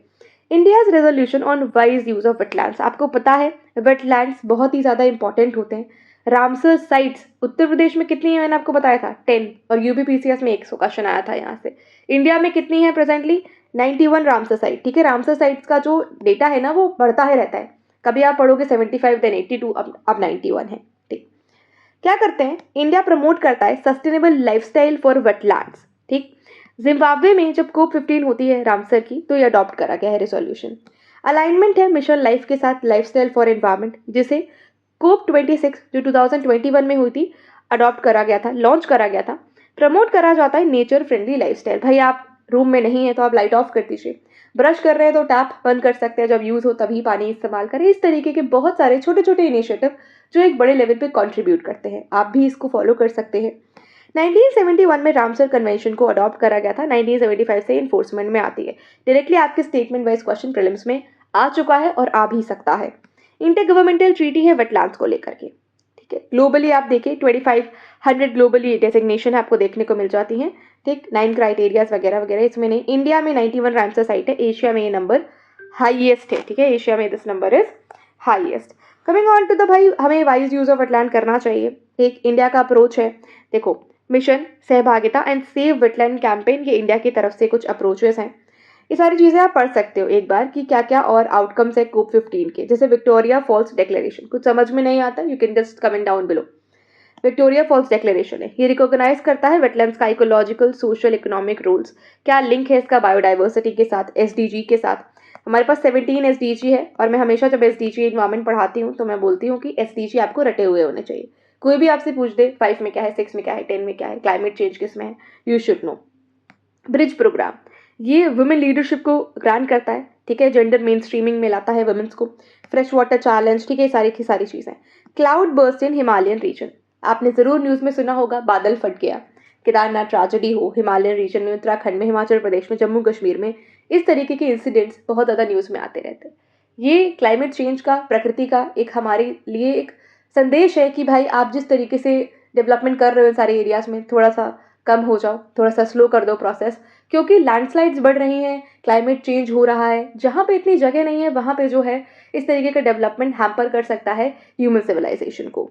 चलिए, उत्तराखंड में, हिमाचल प्रदेश में और जम्मू कश्मीर में।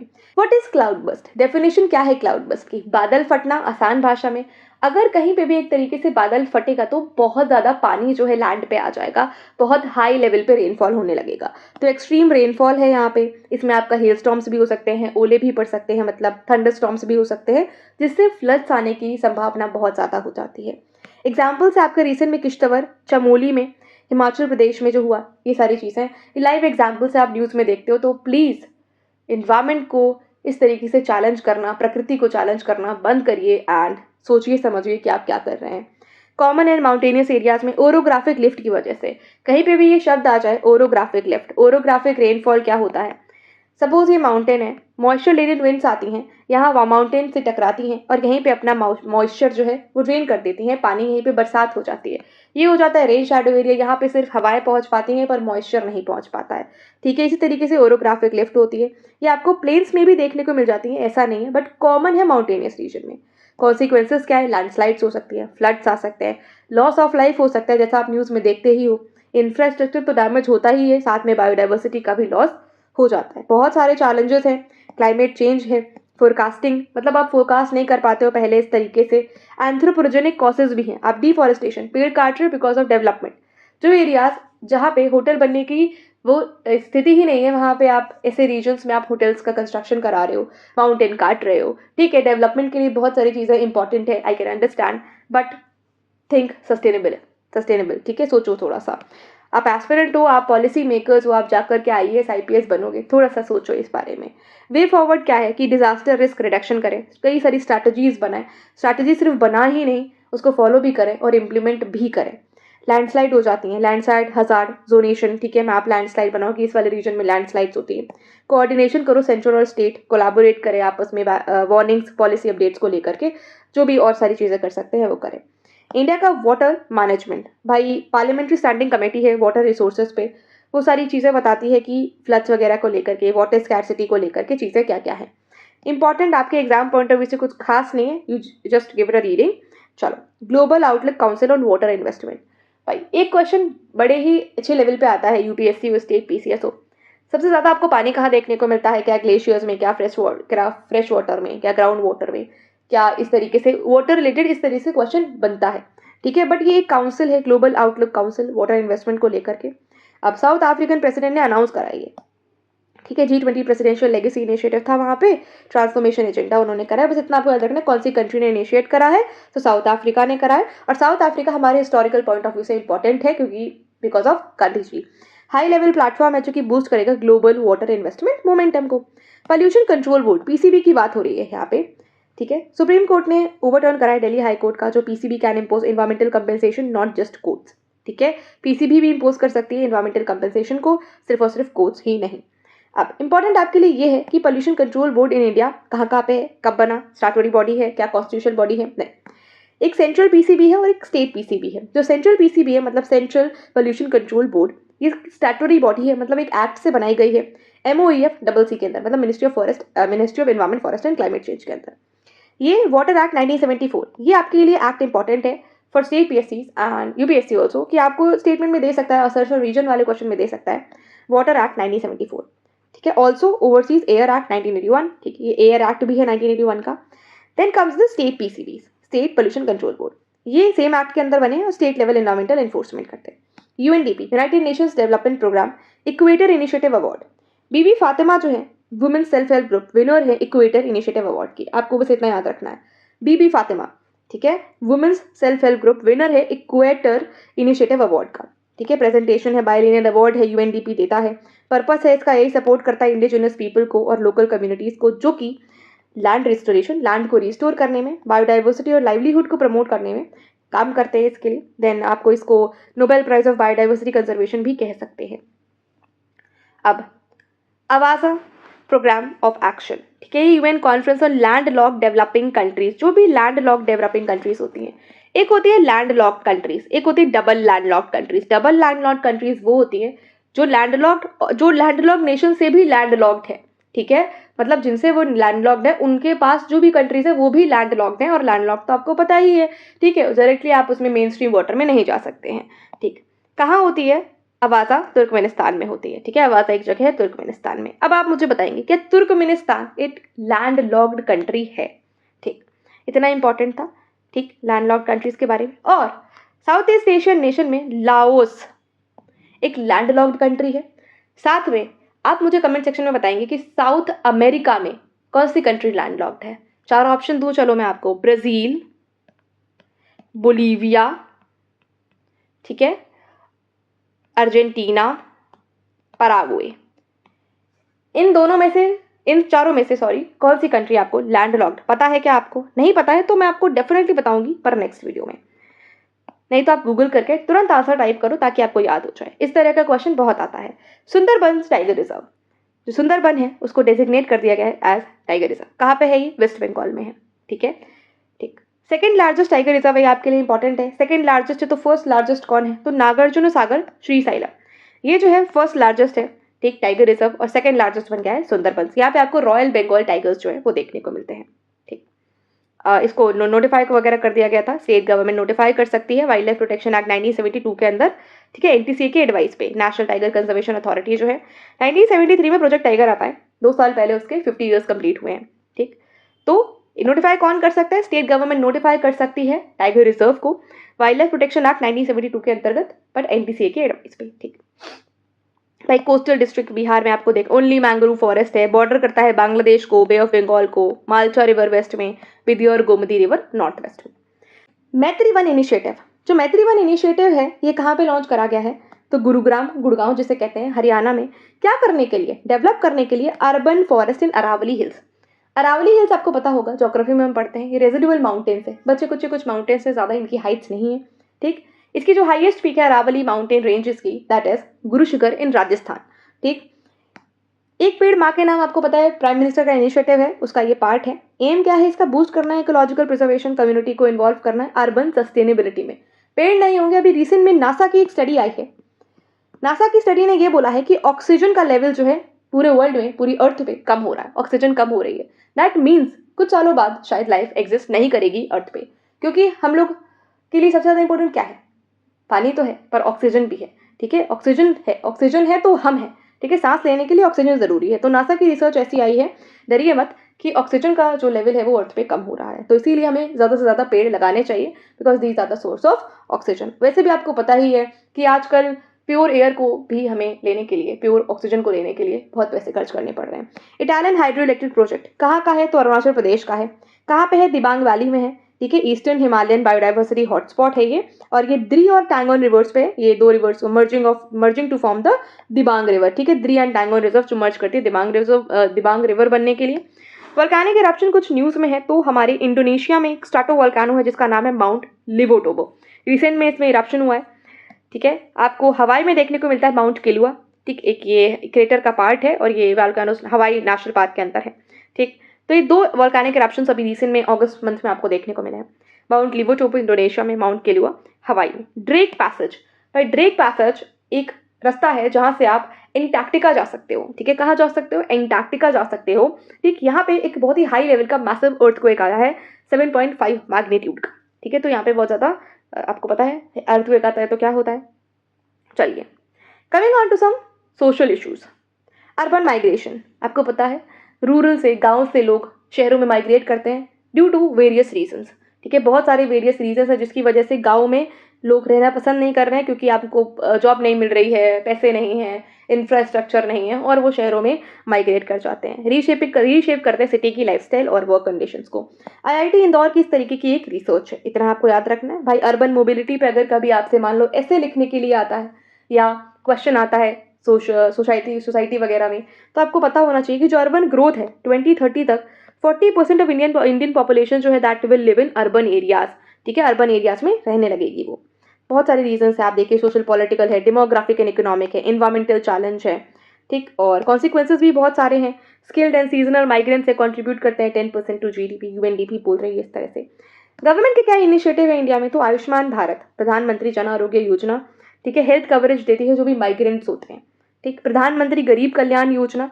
ठीक है, फूड ग्रेन्स वगैरह प्रोवाइड करती है, कैश ट्रांसफर करती है पुअर माइग्रेंट्स को। One nation one ration card, ऐसे लोगों को बहुत प्रॉब्लम होती है राशन खरीदने में, क्योंकि उनका एक जगह का राशन कार्ड होता है। तो इसलिए गवर्नमेंट जो है one nation one ration card policy लेकर के आती है कि सबको फूड सिक्योरिटी जो है वो प्रमोट कर सके। ई श्रम पोर्टल, ये डेटाबेस एक बनाती है अनऑर्गेनाइज्ड वर्कर्स वेलफेयर का। पीएम स्वनिधि, ये कोलेटरल फ्री लोन्स प्रोवाइड करती है स्ट्रीट वेंडर्स को। ठीक है, स्ट्रीट वेंडर्स को कोलेटरल फ्री, बिना किसी चीज़ को गिरवी रखे, ठीक है, कोई प्रॉपर्टी पेपर्स, किसी और चीज़, ठीक है, कोई भी सिक्योरिटी के आपको लोन दे देती है वेंडर्स को, स्ट्रीट वेंडर्स को। प्रधानमंत्री श्रम योगी मान धन योजना, ये पेंशन देती है अनऑर्गेनाइज्ड वर्कर्स को। इंक्लूड इसमें कौन कौन है? माइग्रेंट्स भी इंक्लूडेड है। तो government initiatives you should know, these are very important. ठीक है, आपसे डायरेक्टली स्टेट पीएससी में तो डायरेक्टली आपसे क्वेश्चन बनता है कि पीएम स्वनिधि किसके लिए है? तो ये स्ट्रीट वेंडर्स के लिए है। ठीक, तो ये सारी चीज़ें यू शुड नो। आदि करम योगी अभियान, ये लॉन्च करा था मिनिस्ट्री ऑफ ट्राइबल अफेयर्स ने। एक फ्लैगशिप ट्राइबल इनिशिएटिव है। आप इसमें पॉलिसीज देखो, पीएम जनमन, धरती आबा जनजातीय ग्राम उत्कर्ष अभियान, national sickle cell elimination mission और एकलव्य मॉडल रेजिडेंशियल स्कूल। ये सारे के सारे इनिशिएटिव हैं कुछ गवर्नमेंट के जो इंपॉर्टेंट है अपलिफ्टमेंट ऑफ ट्राइबल पीपल के लिए। तो प्रधानमंत्री जनजातीय आदिवासी न्याय महाअभियान यानी कि पीएम जनमन, ये 2023 में लॉन्च हुई थी। ये सोशल इकोनॉमिक डेवलपमेंट करती है 75 पीवीटीजीज कम्युनिटी का इन 18 स्टेट्स एंड 1 यूनियन टेरिटरी। धरती आबा जनजातीय ग्राम उत्कर्ष अभियान, ये कॉम्प्रिहेंसिव, ये 2024 में ही आया था। ये कॉम्प्रिहेंसिव ट्राइबल डेवलपमेंट एड्रेस करता है इंफ्रास्ट्रक्चर वगैरह, हेल्थ केयर, एजुकेशन और लाइवलीहुड बढ़ाने का। सिकल सेल आपको पता है हो जाता है, डिसीज है एक तरह की, टैकल करता है उसको, अनफोकस करता है ट्राइबल पॉपुलेशन पे। एकलव्य मॉडल रेजिडेंशियल स्कूल से क्वालिटी एजुकेशन प्रोवाइड करना चाहता है एसटी चिल्ड्रंस को इन द रिमोट एरियाज। अब देख लो, एक बार रीड आउट कर लो ओवरव्यू क्या है ट्राइबल ग्रास रूट्स को, लीडरशिप प्रोग्राम को इम्पावर करना है यहाँ पे कम्युनिटीज़ को। टारगेट है इसका 20 lakh cattle for over 1 lakh tribal villages. Reach करना क्या है इसकी टारगेट देखिए, 10.5 करोड़ ट्राइबल सिटीजन्स को टारगेट करना है। विजन यही है ट्राइबल सेवा पाथ, जो रिस्पॉन्सिव गवर्नमेंट है और लास्ट माइल सर्विस डिलीवरी है उसको बढ़ाना। देन पार्ट है जनजातीय गौरव वर्ष फॉर भगवान Birsa Munda 150th birth anniversary. ठीक, 3 पिलर्स हैं इसके, आदि साथी, आदि सहयोगी और आदि कर्मयोगी। आदि कर्मयोगी जो है गवर्नमेंट ऑफिसर्स हैं स्टेट टू विलेज लेवल में। ठीक, आदि सहयोगी यूथ लीडर्स हैं, टीचर्स हैं, डॉक्टर्स हैं, सोशल वर्कर्स हैं। आदि साथी सेल्फ हेल्प ग्रुप मेंबर्स हैं, ट्राइबल लीडर्स हैं, वॉलंटियर्स हैं और कल्चरल आइकन्स हैं। इंपॉर्टेंस तो यही है, डिलीवरी, पॉवर्टी, कल्चर, इकोलॉजी और डेमोक्रेसी, इन सारे पार्ट्स में ट्राइबल्स का होना इंपॉर्टेंट है।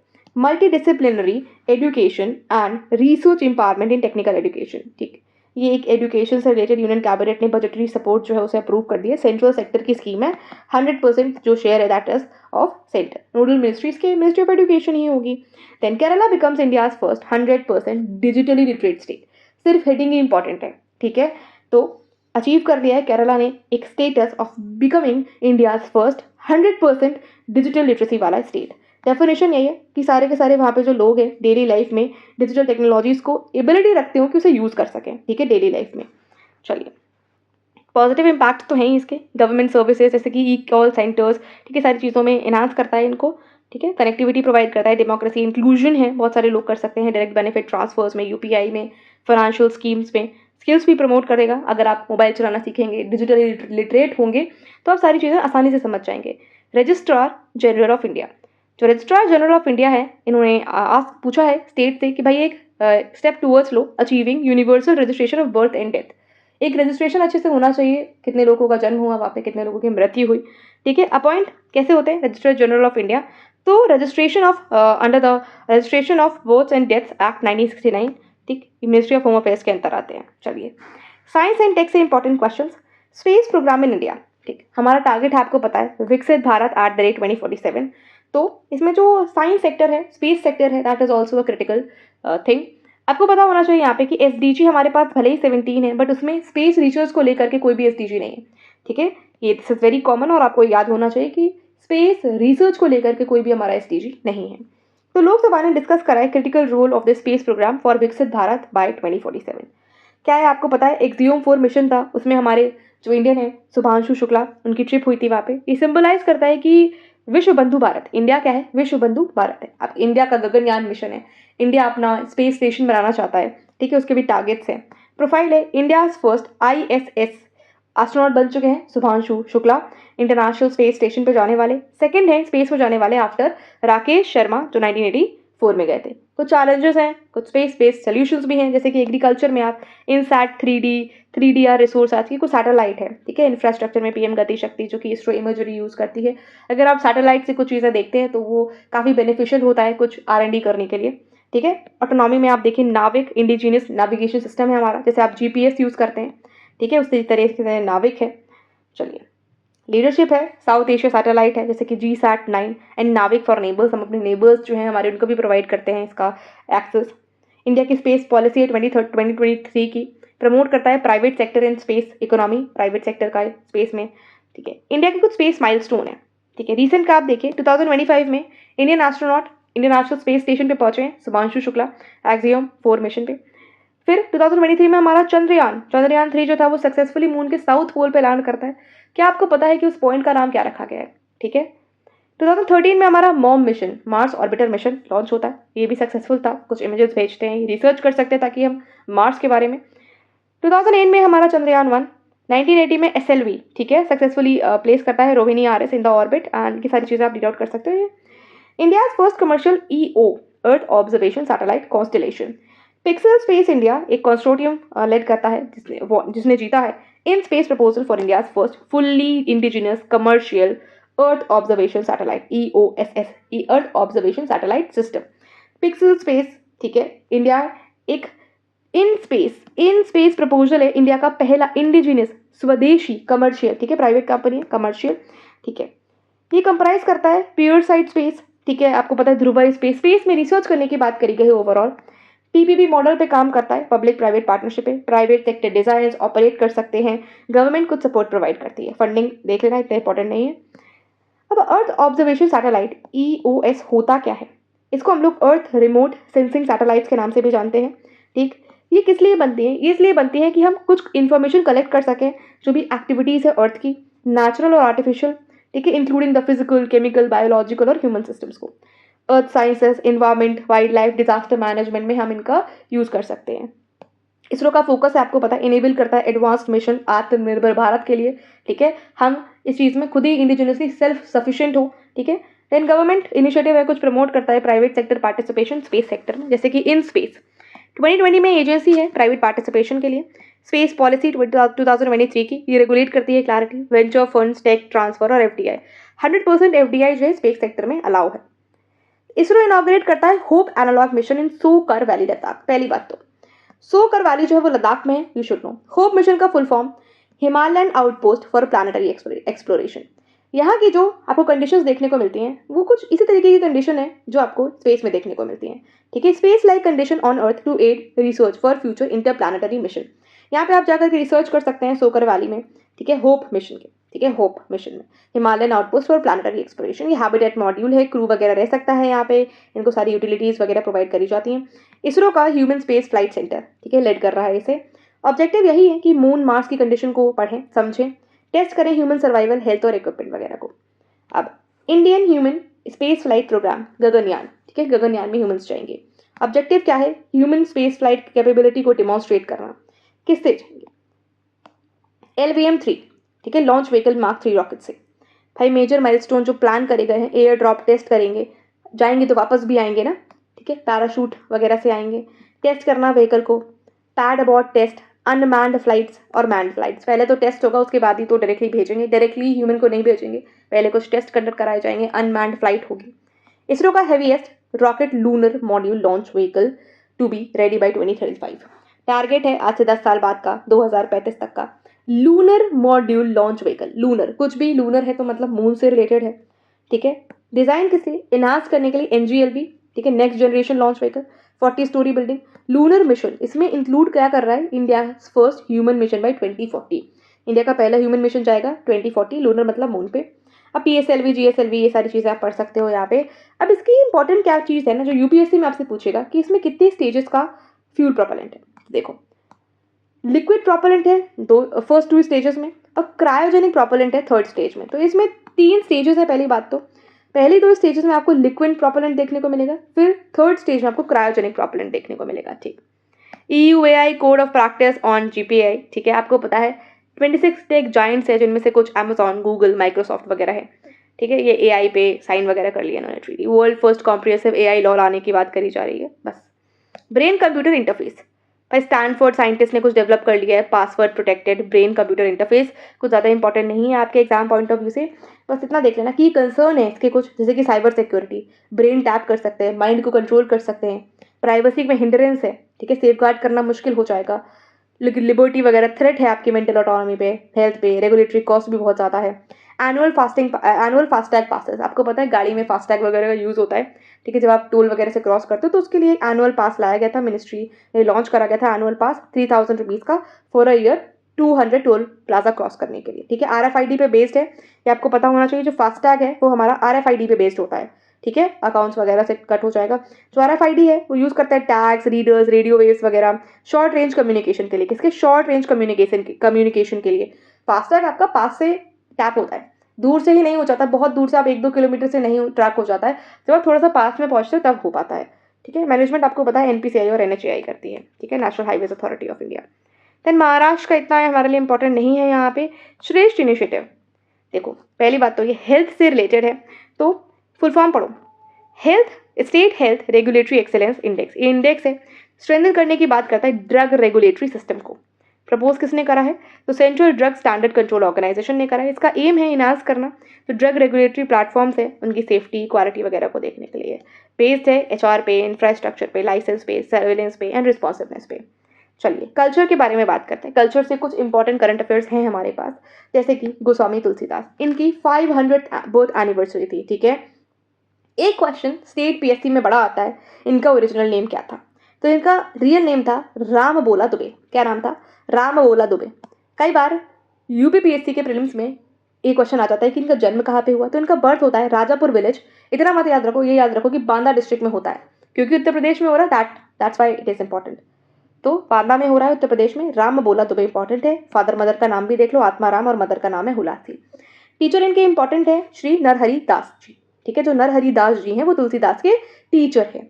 अब लिटरेरी वर्क्स इनके देख लीजिए। रामचरितमानस इन्होंने लिखी है, जो अवधि की यूनेस्को अवधि में लिखी गई है रामचरितमानस, और यूनेस्को में लिस्टेड है। विनय पत्रिका और कवितावली ब्रज भाषा में इन्होंने लिखी है, और भी बहुत सारे काम इन्होंने करे हैं। भक्ति मूवमेंट के ये पायनियर हैं, आप यहाँ पे देख सकते हैं। हार्मोनाइज करते हैं निर्गुण और सगुण डेवोल्यूशन को। डायलेक्ट्स आप इनके अवधि और ब्रज में ज़्यादा देखने को मिलेंगे। अवधि भाषा और ब्रज भाषा इनके वर्क में ज़्यादा आपको देखने को मिलती है।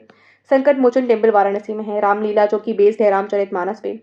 टीचिंग देख लीजिए, नवविधा भक्ति, 9 डिवोल्यूशन प्रिंसिपल्स हैं। ठीक, सोशल एडवोकेटेड इक्वालिटी वगैरह को प्रमोट करा। Shaivism, Vaishnavism, unity.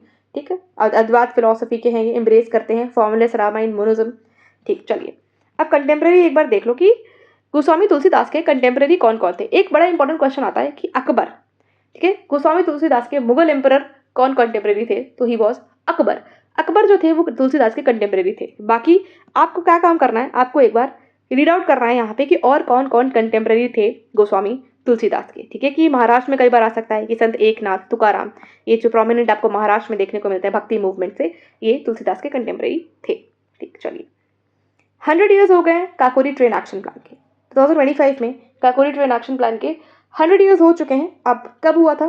तो 9 अगस्त 1925 में काकोरी, ये उत्तर प्रदेश स्पेसिफिक न्यूज़ है, तो UP PSC में बड़े चांसेस होते हैं कि ऐसे क्वेश्चन आ जाएं। अगर आप प्रिपेयर करें 2026 के लिए तो डेफिनेटली इस तरह के क्वेश्चन आने की संभावना है। 9 अगस्त 1925 में काकोरी, जो कि लखनऊ के पास में है, HRA ने, रिवोल्यूशनरीज ने ये सारी चीज़ें करी थी। 8 डाउन ट्रेन टूटी थी। क्या करी थी? 8 डाउन ट्रेन में कुछ फंड्स थे, कुछ पैसे थे, उसको लूटा था। लीडर्स कौन है, ये भी इंपॉर्टेंट क्वेश्चन है। ये पूरा ही इंपॉर्टेंट है। कल्चर वाला पोर्शन चाहे आप गोस्वामी तुलसीदास देखिए, sorry I am not well, ठीक है, काकोरी ट्रेन एक्शन प्लान भी देखिए, ये इंपॉर्टेंट है।